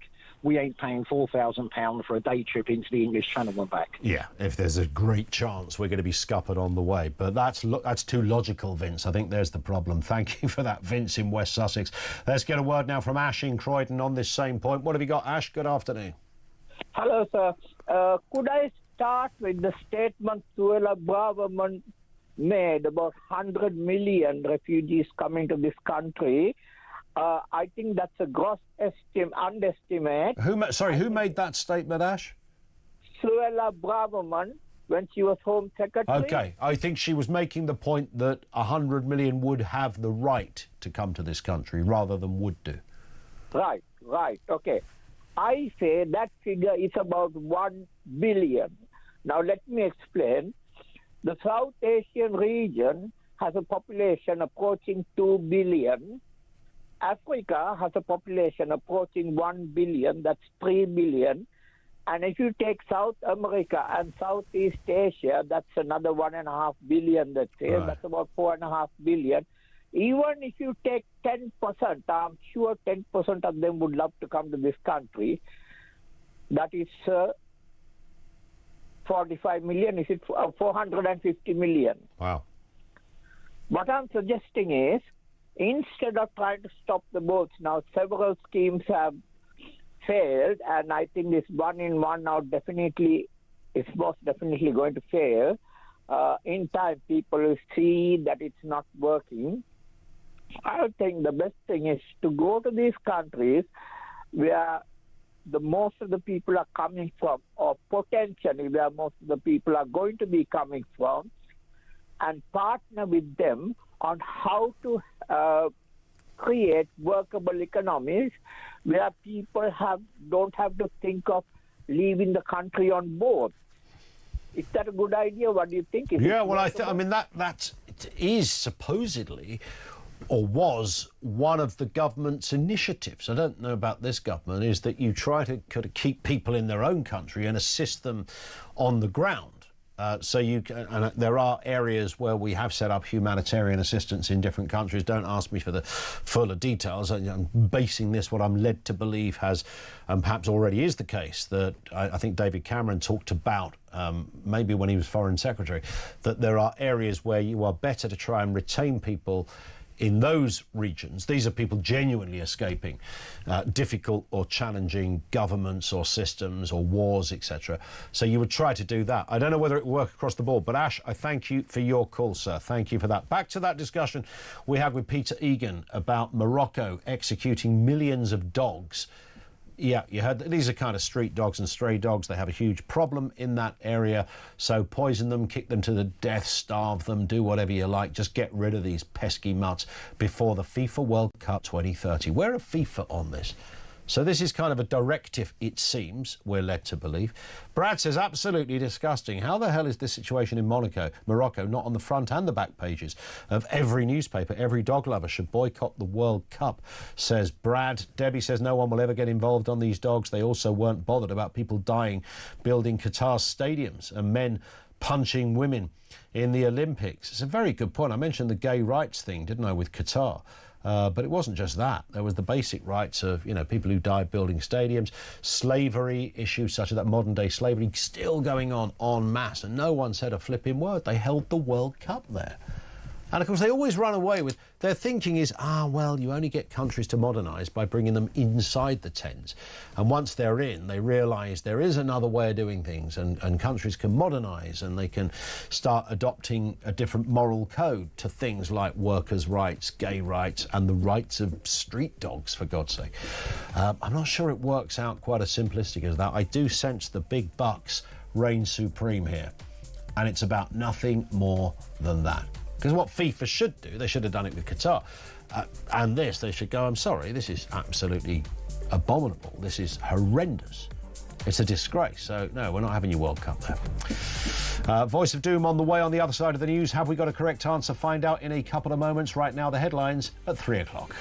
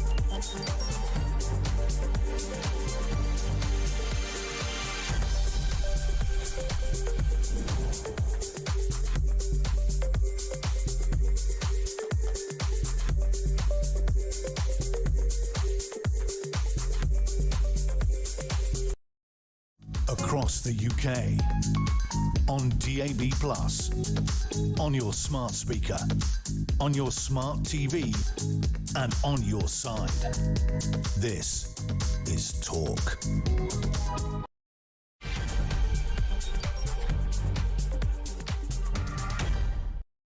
And good afternoon. Yes, welcome back. It is the home of common sense. Lots to talk about. That main thing we've been discussing, of course, the government remaining tight-lipped on how many illegal migrants will be sent back to France. This is under the new one-in, one-out deal. It's been ratified today.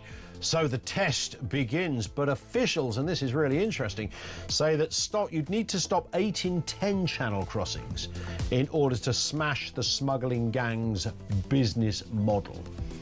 This isn't going to touch the site. You know it, I know it, and more disturbingly, I think the government know it as well. More on that soon. Also this afternoon, the prison system nearly collapsed multiple times between autumn 2023 and summer 2024, a report has found, costing over 70 million quid to hold inmates in prison cells. Is anyone ever going to get to terms with this? We'll speak to one former, very well-known prisons minister, Anne Widdecombe, in just a couple of moments.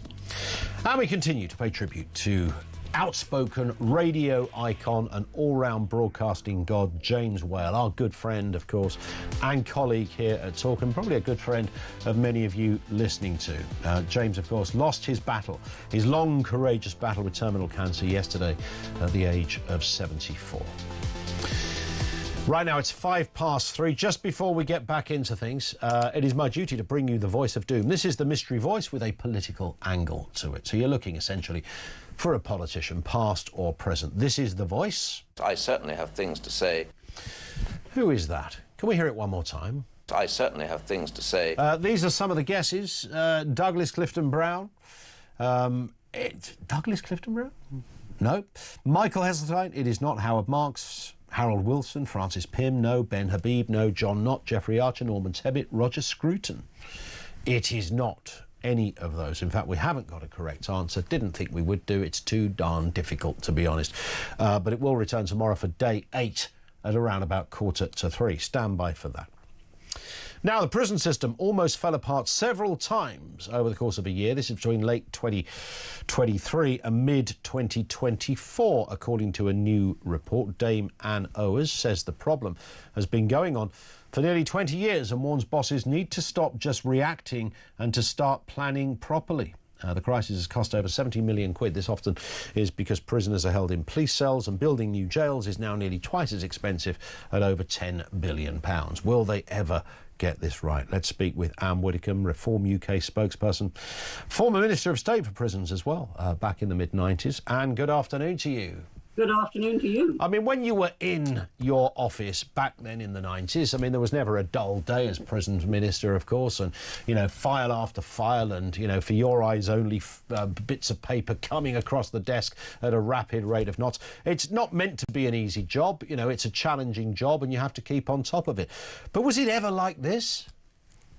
It certainly got to a point where we had far too few places to meet the demand that the courts were putting on us for accommodating people in prison. When that happened, as I have said on this programme before, I just said about creating new space. I brought in a prison ship from the United States. Labour derided that as the return of the hulks, and then they kept it for another 9 years. I brought in porter cabins from disused Norwegian oil rigs. All you had to do was put them down in the lower security prisons. You had extra accommodation. And I was about to take over a disused holiday camp when the general election derailed that completely. So in other words, I set about finding emergency accommodation. But I knew then, and every single prisons minister has known ever since, that you actually need to build more prisons permanently rather than relying on emergency measures. That just hasn't been happening at a sufficient pace. And what's disappointing about this, and you mentioned, you know, what was happening at the tail end of the 1997, as we went into that sort of election when the Tories lost and Labour came into power. So successive governments have had plenty of notice on this. It's not as if this has suddenly popped out of nowhere. You're talking about a story here that goes back over 20 years. Absolutely, and you're right about 30 years, sorry. Your arithmetic's better than mine. You're right about successive governments, Labour, Tory and coalition, no matter who was in power. You know, the idea that you would give any priority to the prison service was not one that appealed. And, you know, sometimes they brought back wings that had been mothballed. Sometimes they went back to slight overcrowding with, say, 3 prisoners sharing a cell designed for 2. They made odd concessions to the situation like that.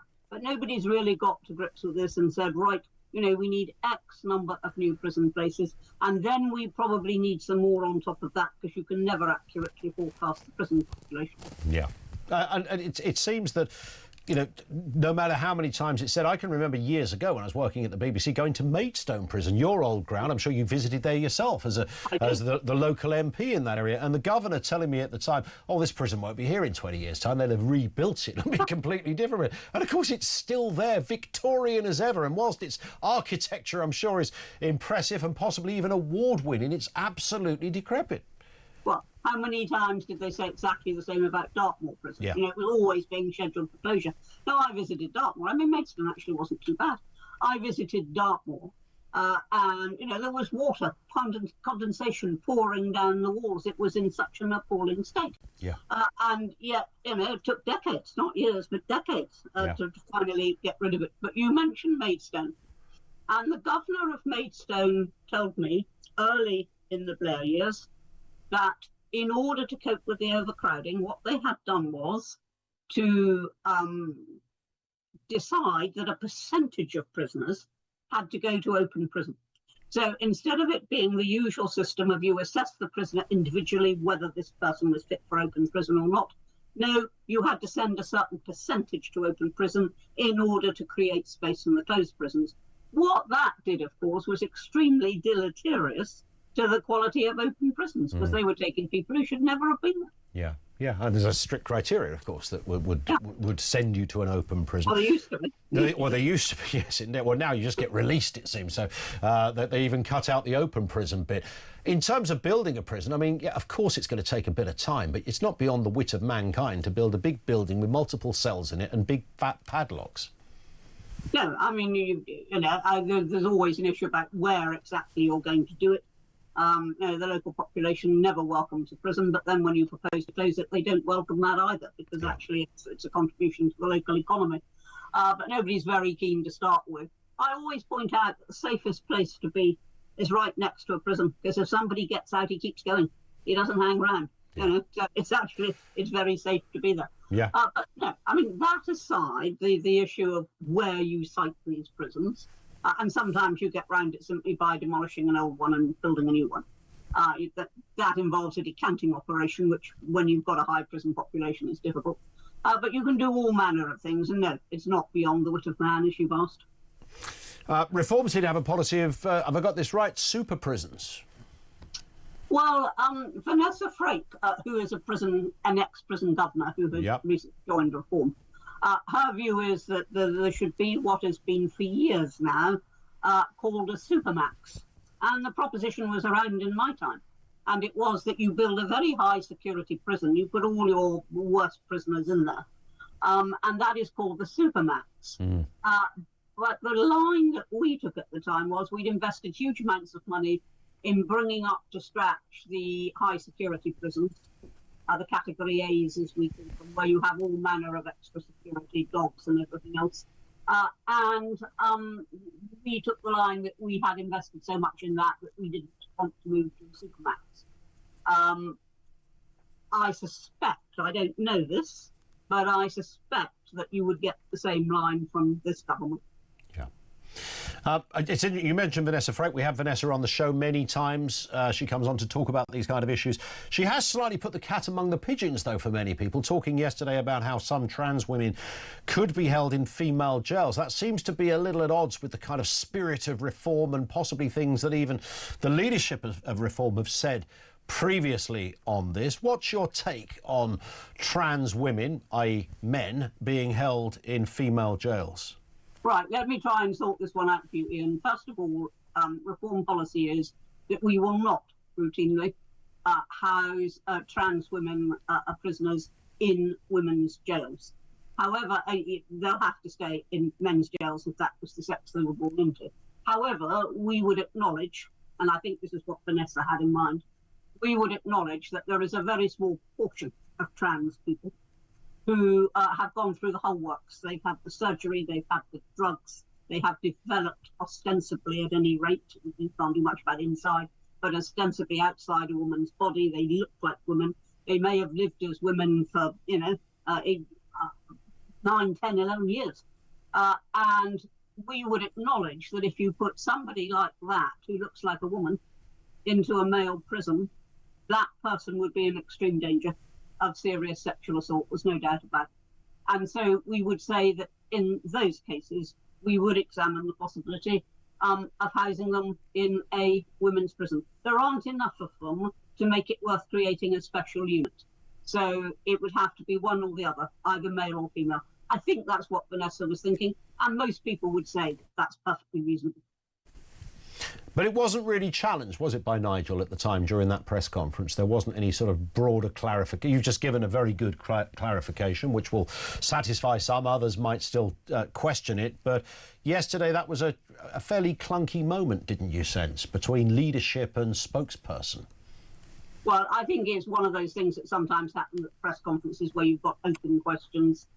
You get one that you weren't entirely expecting, and you need a bit of time to think, what is happening here. And I mean, that is what my immediate reaction was. Well, yes, there are one or two cases, they're vanishingly small, but there are one or two cases where you've got, I mean, if you think, and of the ordinary population, not the criminal population, but the ordinary population, you think of people like, going back in time, Jan Morris, in more recent years, India Willoughby.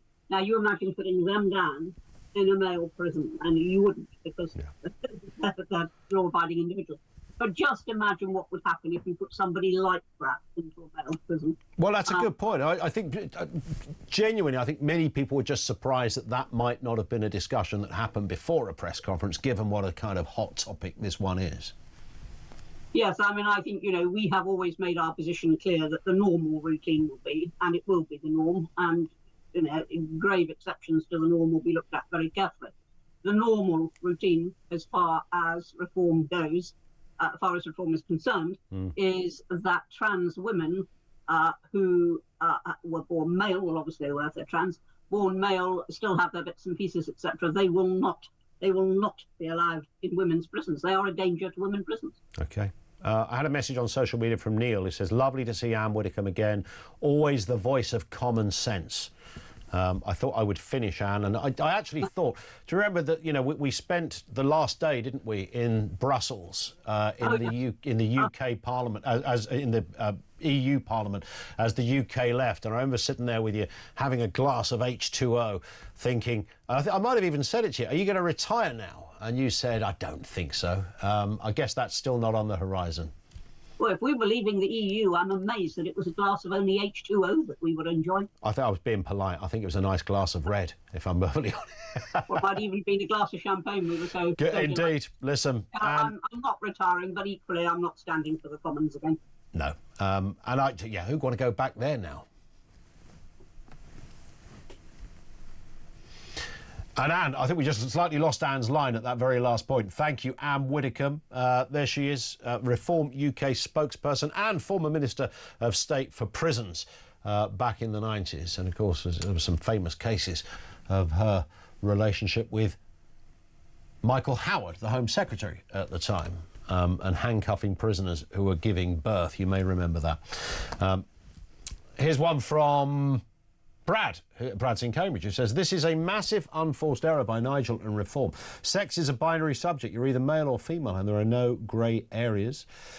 Stephen says, you need to push back on Anne with regards to prisons. She's now confirming they are going to allow males in female prisons. Yeah, I mean, she said, in what did she say, a vanishingly small amount of cases, that could be the case. If it is so blindingly obvious that the person looks... I think I've more or less got this right. If they look female and they've lived as a female and have had surgery to surgically appear to be female, then it would be a danger to put them into male prisons for fear of sexual assault. I think they were more or less her words. 0344 499 1000.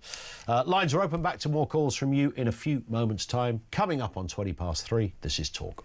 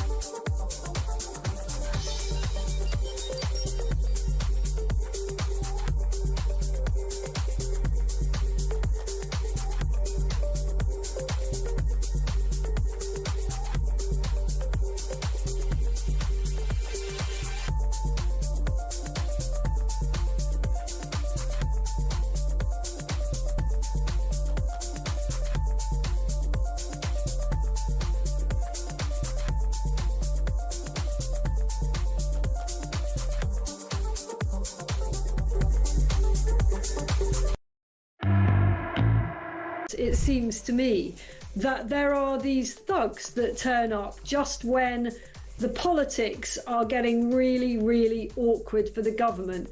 I mean, any government that isn't terrified of women and children turning out en masse to protest against something as sensitive as immigration policy is a government with its head in the sand, and I'm afraid actually that is probably what we've got.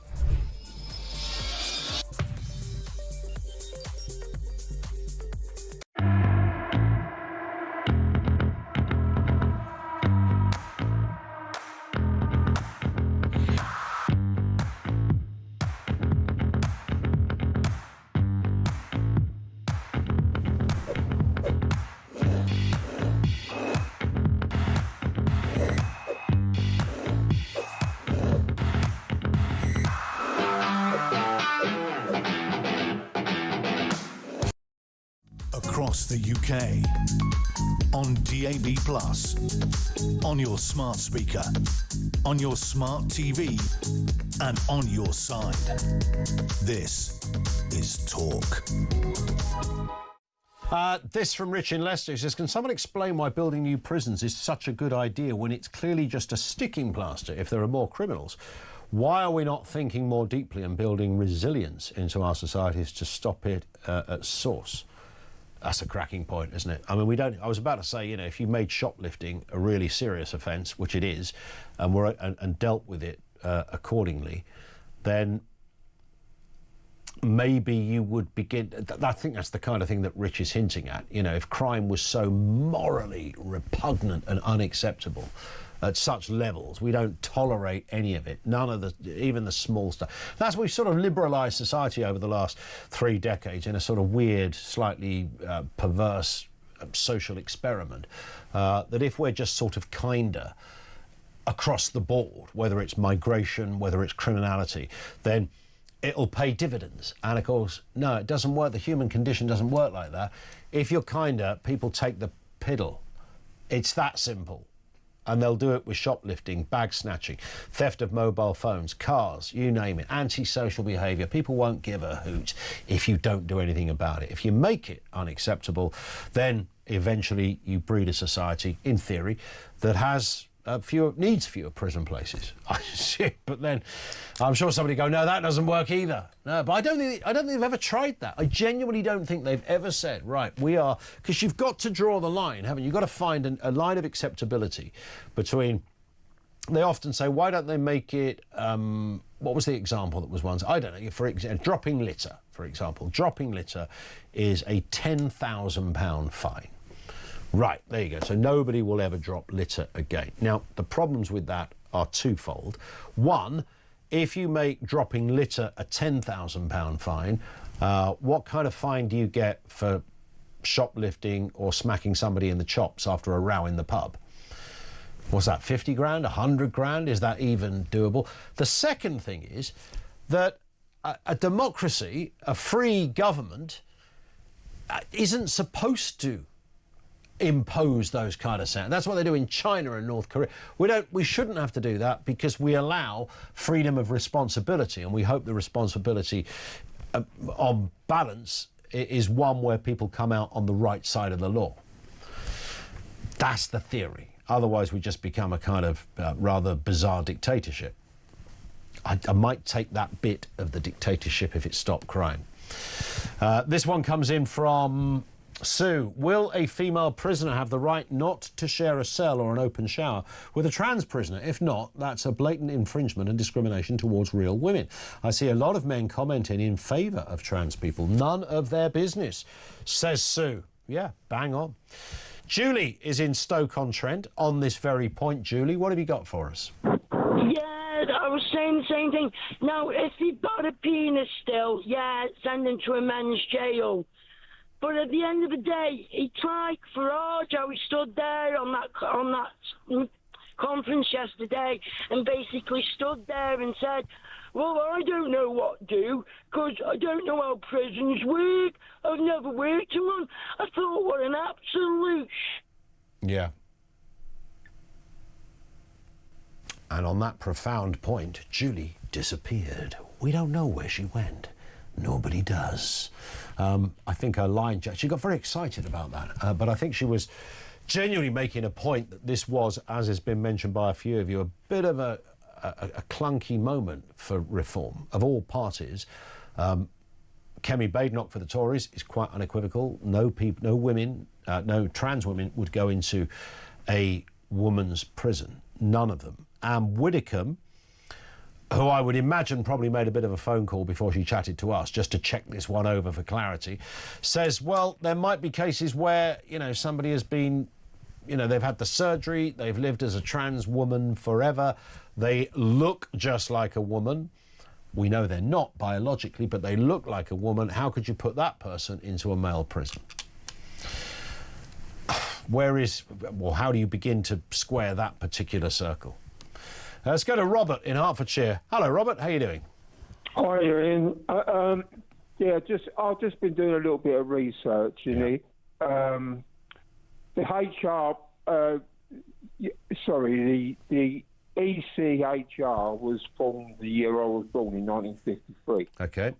And it was quite a good, and it's saved a lot of people's lives. But it's been turned into the tool of the devil. I mean, it really has. It's responsible for people who've committed hideous crimes to go unpunished and stay in the country. And it's one thing. I mean, every single talk show, the theme is the migrants, and quite right. But, nothing will be done until we come out of that. And the other thing, I've got a conspiracy theory, and I feel that the migrant crisis is just a deflection to what's really happening in the country. And Marxism is gradually taking over. Marxism, did you say? Yeah. Okay. I was at the demonstration at the Thistle Hotel on Saturday. Okay. And it was organised by my cousin. Yep. The night before, Jeremy Corbyn was advertising on Facebook for all they're Antifa thugs to turn up. He wasn't inciting that, I'm not saying that, but he was saying to all the left to turn up and fought it because of the right wing. These people were not right wing. They were mums and dads. Some old lady was coming back from her shopping. But it isn't the problem. It's not the same thing. And but Robert, I'm absolutely torn on this because you're absolutely bang on. And I've said it a gazillion times. The problem is, like we saw with Southport, there is going to be an element of the right wing that show up in the same way that Jeremy Corbyn's not going to be out there throwing bricks at protesters, but there will be the Antifa lot who will. There's always going to be that component on both sides, right?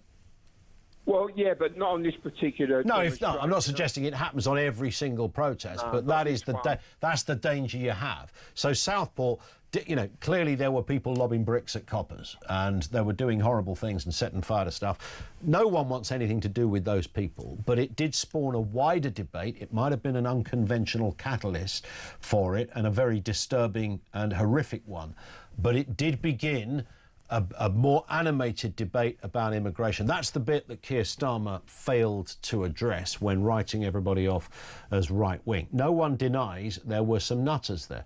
It's a bit like, do you show up at an anti-migrant protest, Robert, with your face painted with the St George's flag? Is there anything wrong with that? No, but I think face decoration of any kind you shouldn't need to do that. Your voice and your presence should be enough. My point on that, I mean, I think in an ideal world you should be able to turn up with Union Jack underpants on if you want to, and a hat and a scarf and your face painted. But we know how those images are then hijacked by the left, and then you see somebody turn up on Newsnight and suggest that, this is all mad right-wingers. The best thing to do is not to dress as a patriot, is the point.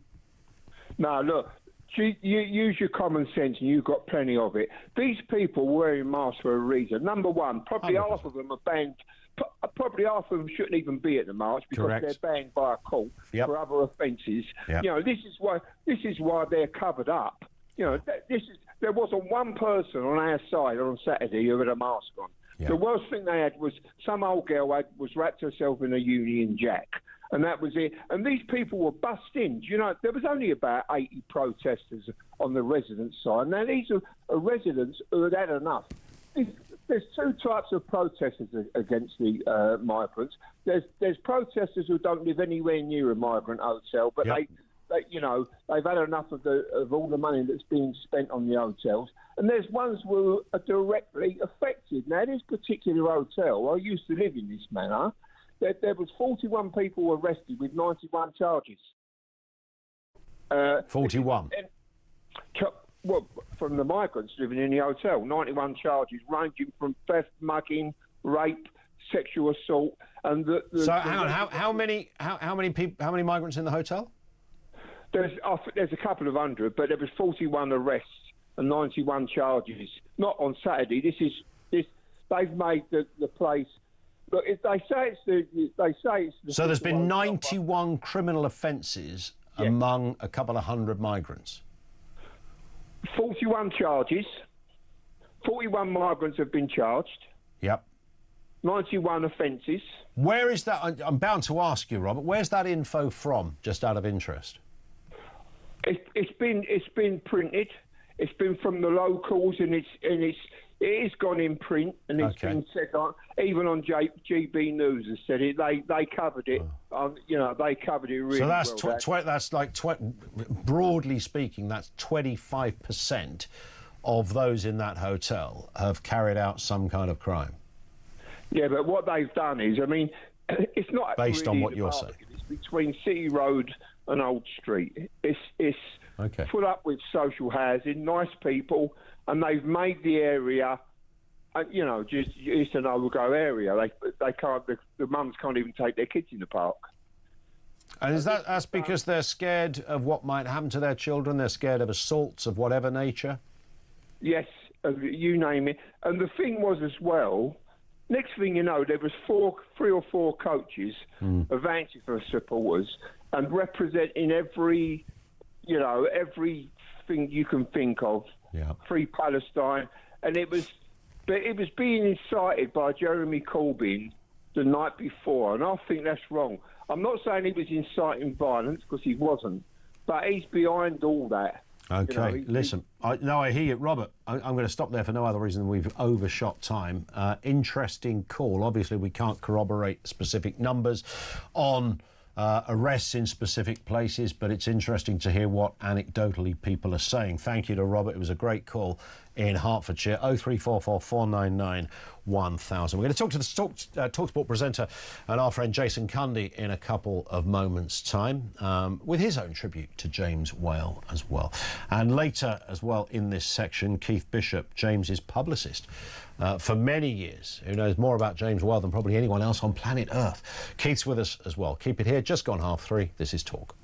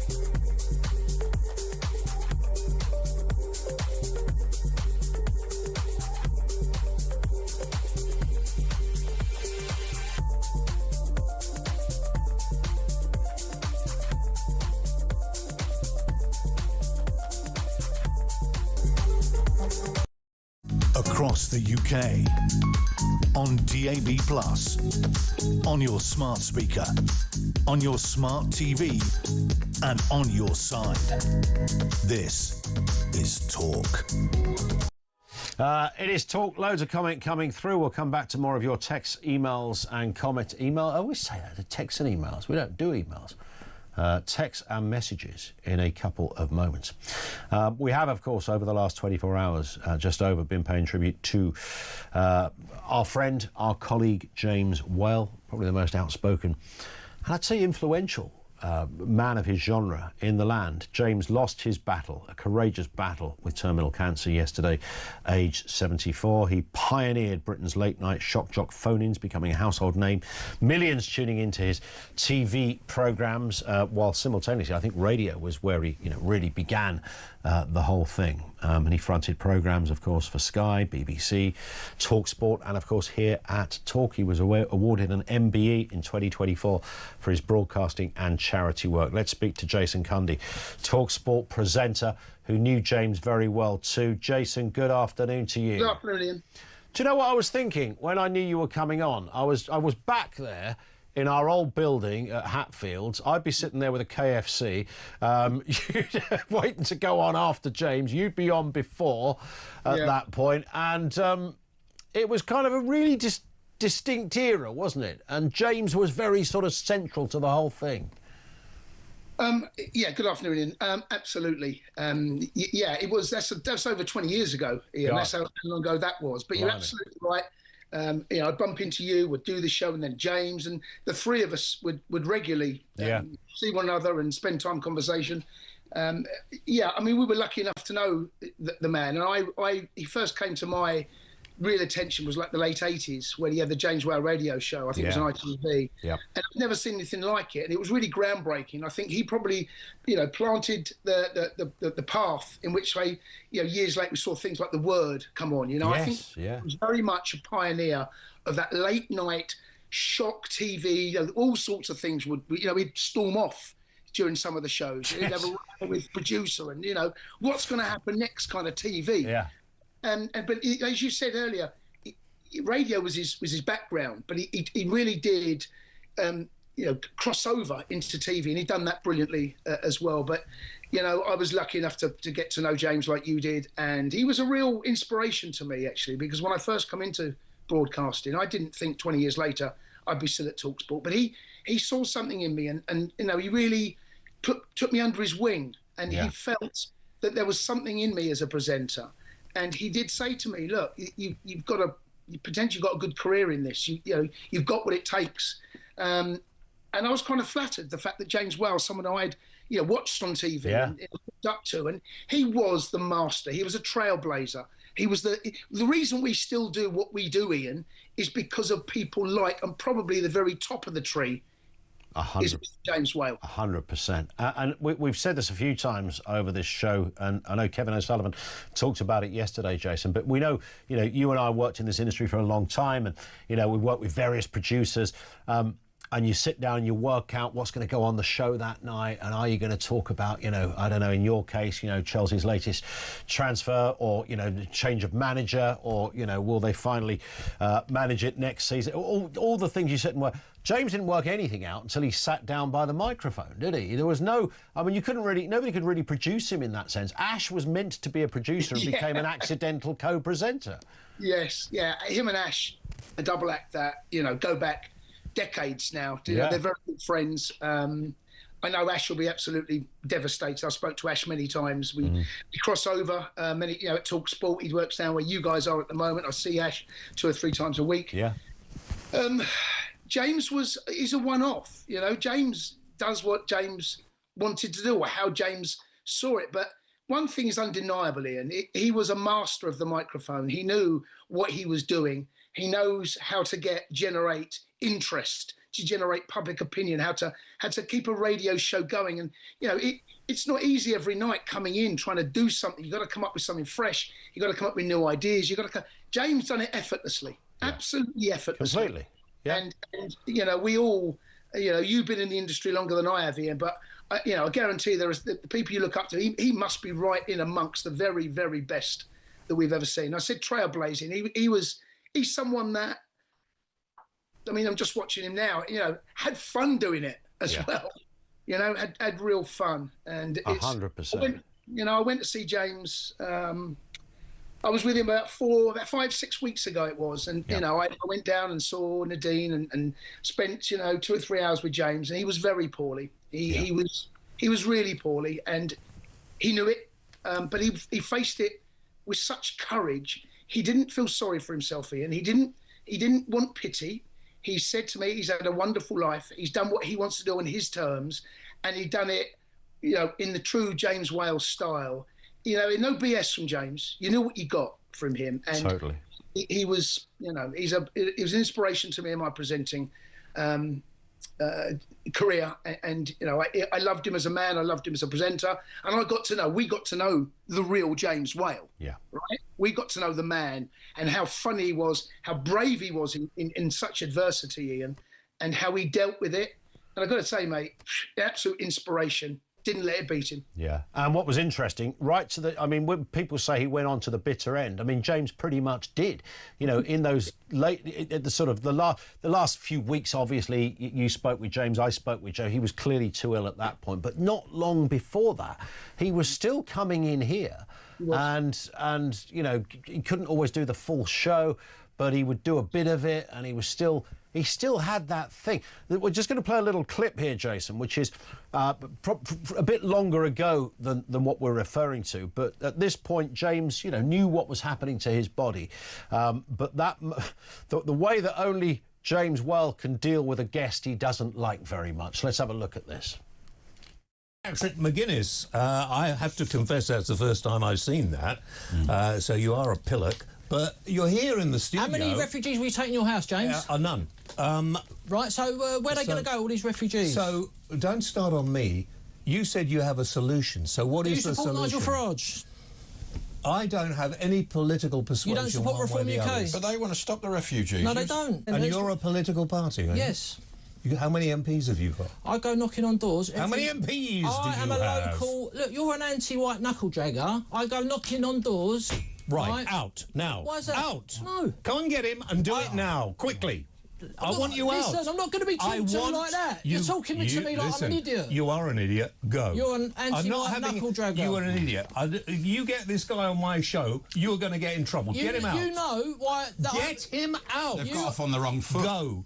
Ash, will you shut up? I got the Jews in the Second World War. The reason they're flooding across the channel is because we accept refugees for citizenship. Now look what you've done. Reform UK are a joke. I'm not a very well person.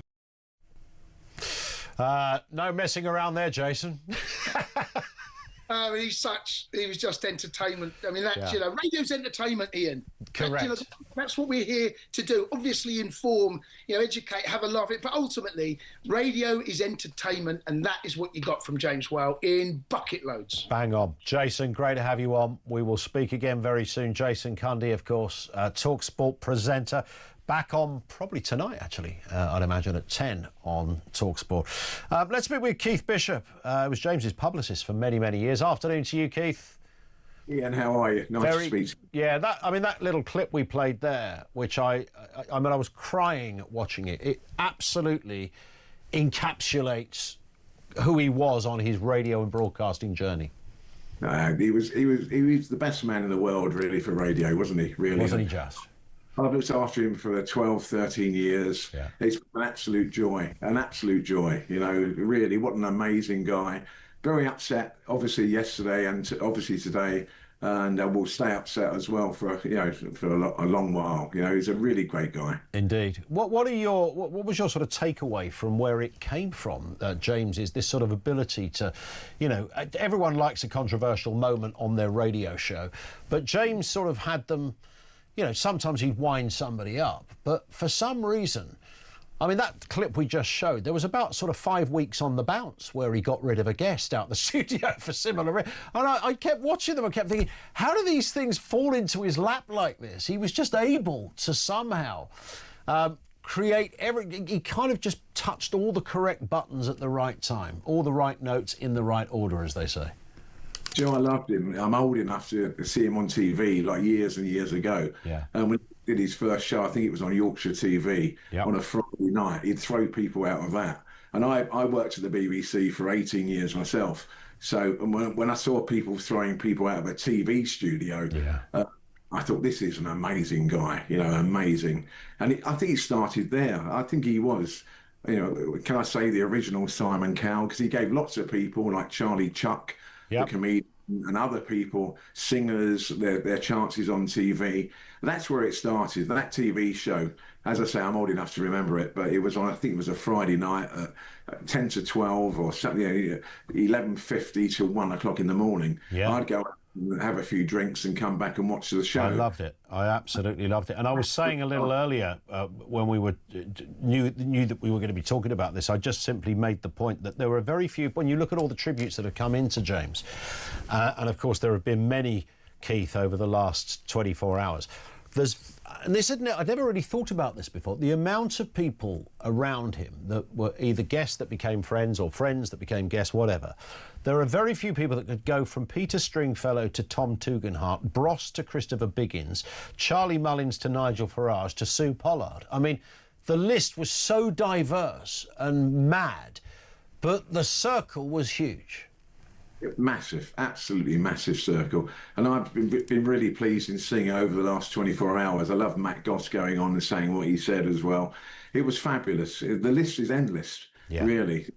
I didn't realise, I don't think he realised what a bigger celebrity he was. And when you see the amount of people have said what they've said about him over the last 24 hours, it's been amazing. You know, and that's him. He was the start of it all, I think, on the radio. The jock, you know, the side of the DJ side. I loved hearing all the stories this morning. I put it on this morning myself, hearing about when it started and things like that. He was the start of it all, really. Indeed. I think on the talk radio side of it, and it was such a pleasure to know him, you know, and I absolutely loved him, you know, I really did. You know, he was amazing guy. And we've talked a lot about how he didn't do scripts. He just kind of, you know, he didn't, you know, I sit here like a lot of the presenters, you know, you put a bit of a monologue together before the show. It might take you a couple of hours on a very industrious day to put it.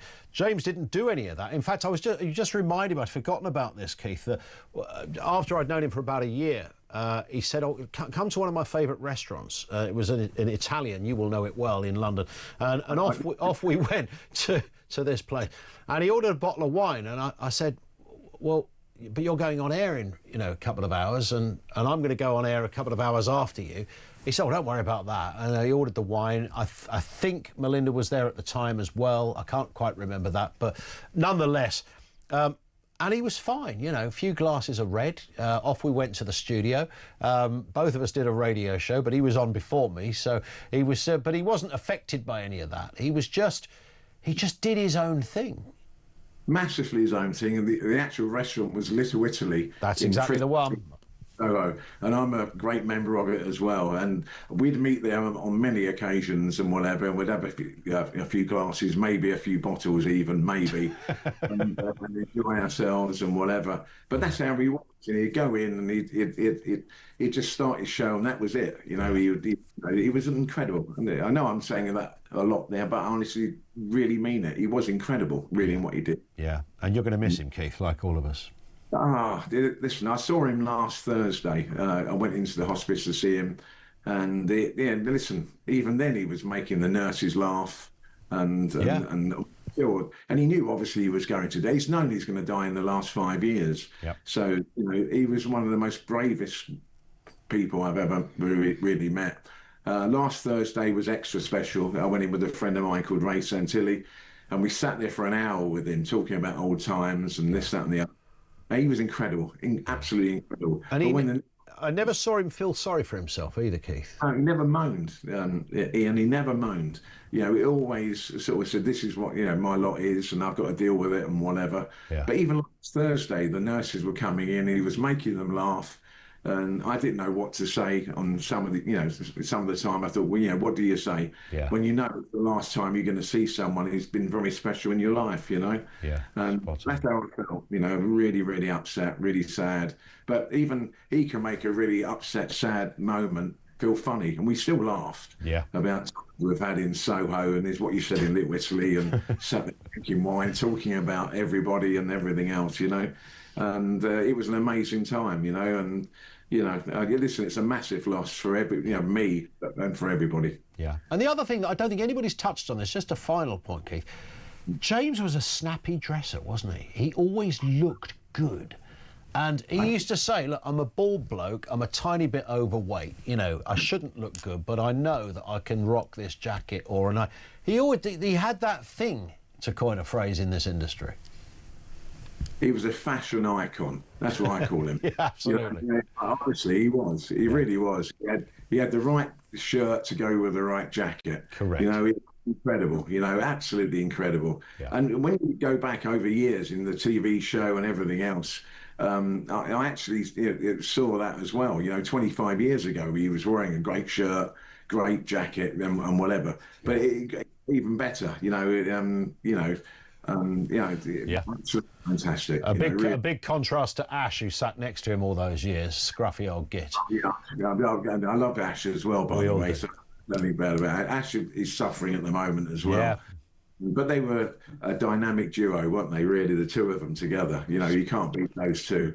In radio, they were the best, you know, and I love Ash as well. Yeah. And you know, and as I say, I know he's absolutely distraught at the moment as well about the passing of dear James, you know. Indeed. Listen, Keith, lovely to get your voice on this. You knew James better than most. Lovely to have you with us. Keith Bishop, James's publicist and good friend for many years. I spoke to Ash yesterday, strangely enough, and we were both making the point that it was kind of, something's expected, but it does sort of still hit you hard. And I think on that clip we just played of James kicking out, I don't even know who that guest was that he kicked out the studio, from some political party.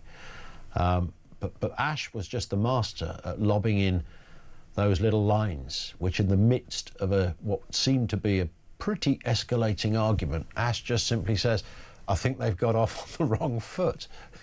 It's the greatest understatement, and he was full of those. Listen, thank you to Keith, thank you to Jason Cundy as well. We're back with more of your comments coming next on Talk.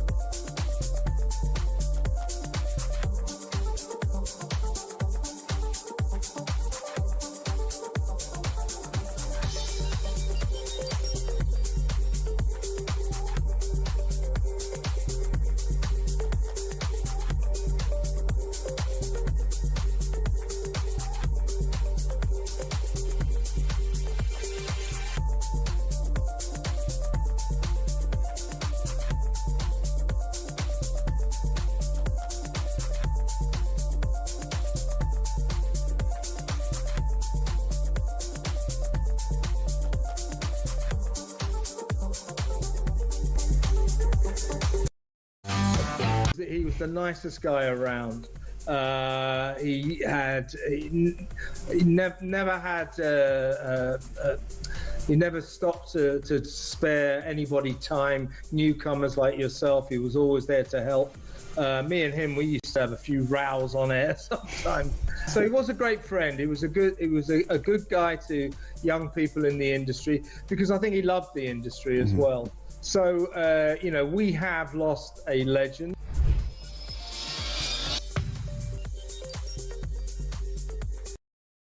Across the UK, on DAB+, on your smart speaker, on your smart TV, and on your side. This is Talk. Justin in Hove gets in touch and says, I'm going to protest in London on 13th of September. I'm not far right at all. I'll be wearing a T-shirt with a Union Jack on it, saying proud to wear this flag, and underneath it says not racist. I'll be there along with all of my mates and lots of the country. Wanted to take a stand, says Justin in Hove. You and many others, I sense, Justin. Thank you for that. Claire in Poole says, I'm not convinced in the current environment that a trans-identifying male would be any safer in a woman's prison. I would imagine there are lots of angry women that would want them there as well. Yeah, there's probably that point too. Thank you, Claire. Let's go to Grace, who's down in London. Grace, what are you thinking? Good afternoon. Hi. I see how the whole Sydney Sweeney debate thing seems completely bizarre. This is the jeans issue. Yeah. I got the impression seeing the ad that she was hinting at the fact that she happens to be naturally very busty, rather than anything else. I thought that's what they were alluding to. Oh, interesting. What she's wearing. Okay. And things I've seen her say previously, rather than anything about her skin colour.